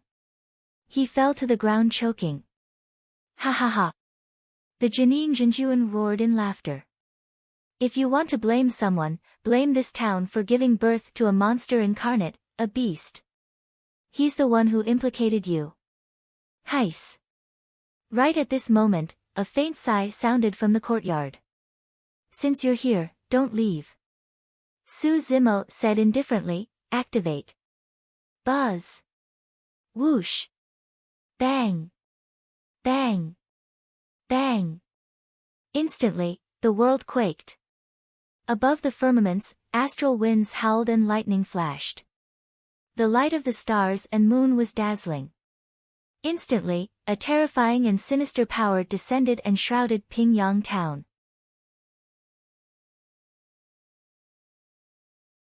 Ah! The hundreds of Jining Jinjuan in midair discovered to their horror that they could not mobilize their essence spirits. There was an extremely strange power that was restraining his primordial spirit. The reason why the Jining Jinjuan was strong was because they could mobilize heaven and earth powers after cultivating their essence spirits. In other words, it was the legendary dermic power. The foundation of many dermic weapons and dermic arts was the essence spirit. Once the essence spirit was restrained, it was equivalent to crippling the Jining Jinjuan's strongest means. "It's an array formation. It's an array formation." One of the Jining Jinjuan shouted in a panic. "Shut up!" Another person hollered, "Everyone can tell that this is an array formation." But what is it exactly? Given their knowledge, they naturally knew that they had fallen into an ambush when such a phenomenon occurred. One of the Jining Jinjuan took a deep breath of air and tried his best to compose himself, saying in a deep voice, "I've dabbled in array formations. If I'm not wrong, this should be an ancient spirit lock formation from the ancient era. However, this ancient formation has been lost." How could it? All of a sudden, clouds rose around the town. Standing in Pingyang town, they could no longer see anything outside. The town was completely isolated. Another great formation. This should be a trap formation to prevent us from leaving. What? How dare he? What is he trying to do? Even if our essence spirits are restrained, we can still control our spirit energy. How can he fight against us alone if we join forces? Before he finished his sentence, a bedazzling light shone brightly in Pingyang town. One after another, light screens shone with mysterious patterns etched on them. Ah! The third formation. Not good, our spirit energy is restrained as well. It's the ancient spirit lock formation. Many Jinying Jinjuan's expressions changed and they could no longer control their bodies, falling from midair one after another. This time round, everyone was truly flustered. One was the ancient spirit lock formation and the other was the ancient spirit lock formation. They were almost crippled. Coupled with the trapping formation, Pingyang town was a cage. Of the three formations, only the trap formation and the ancient spirit lock formation were set up by Su Zimo in his free time while accompanying Su Hong. As for the ancient spirit lock formation, given his cultivation realm, he could not comprehend it nor could he set it up. The reason why he could activate the ancient formation was because of the 49 formation flags that were taken from the ancient temple at the bottom of the Dragon Burial Valley. The set of formation flags belonged to the Great Qian Palace and were only placed in the ancient temple after the palace was destroyed. Don't look down on these inconspicuous flags.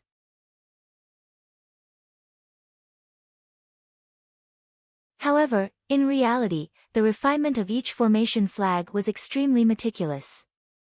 The bones of fiend demons were used as the flagpoles and the skin of fiend demons were used as the flagpoles before being refined.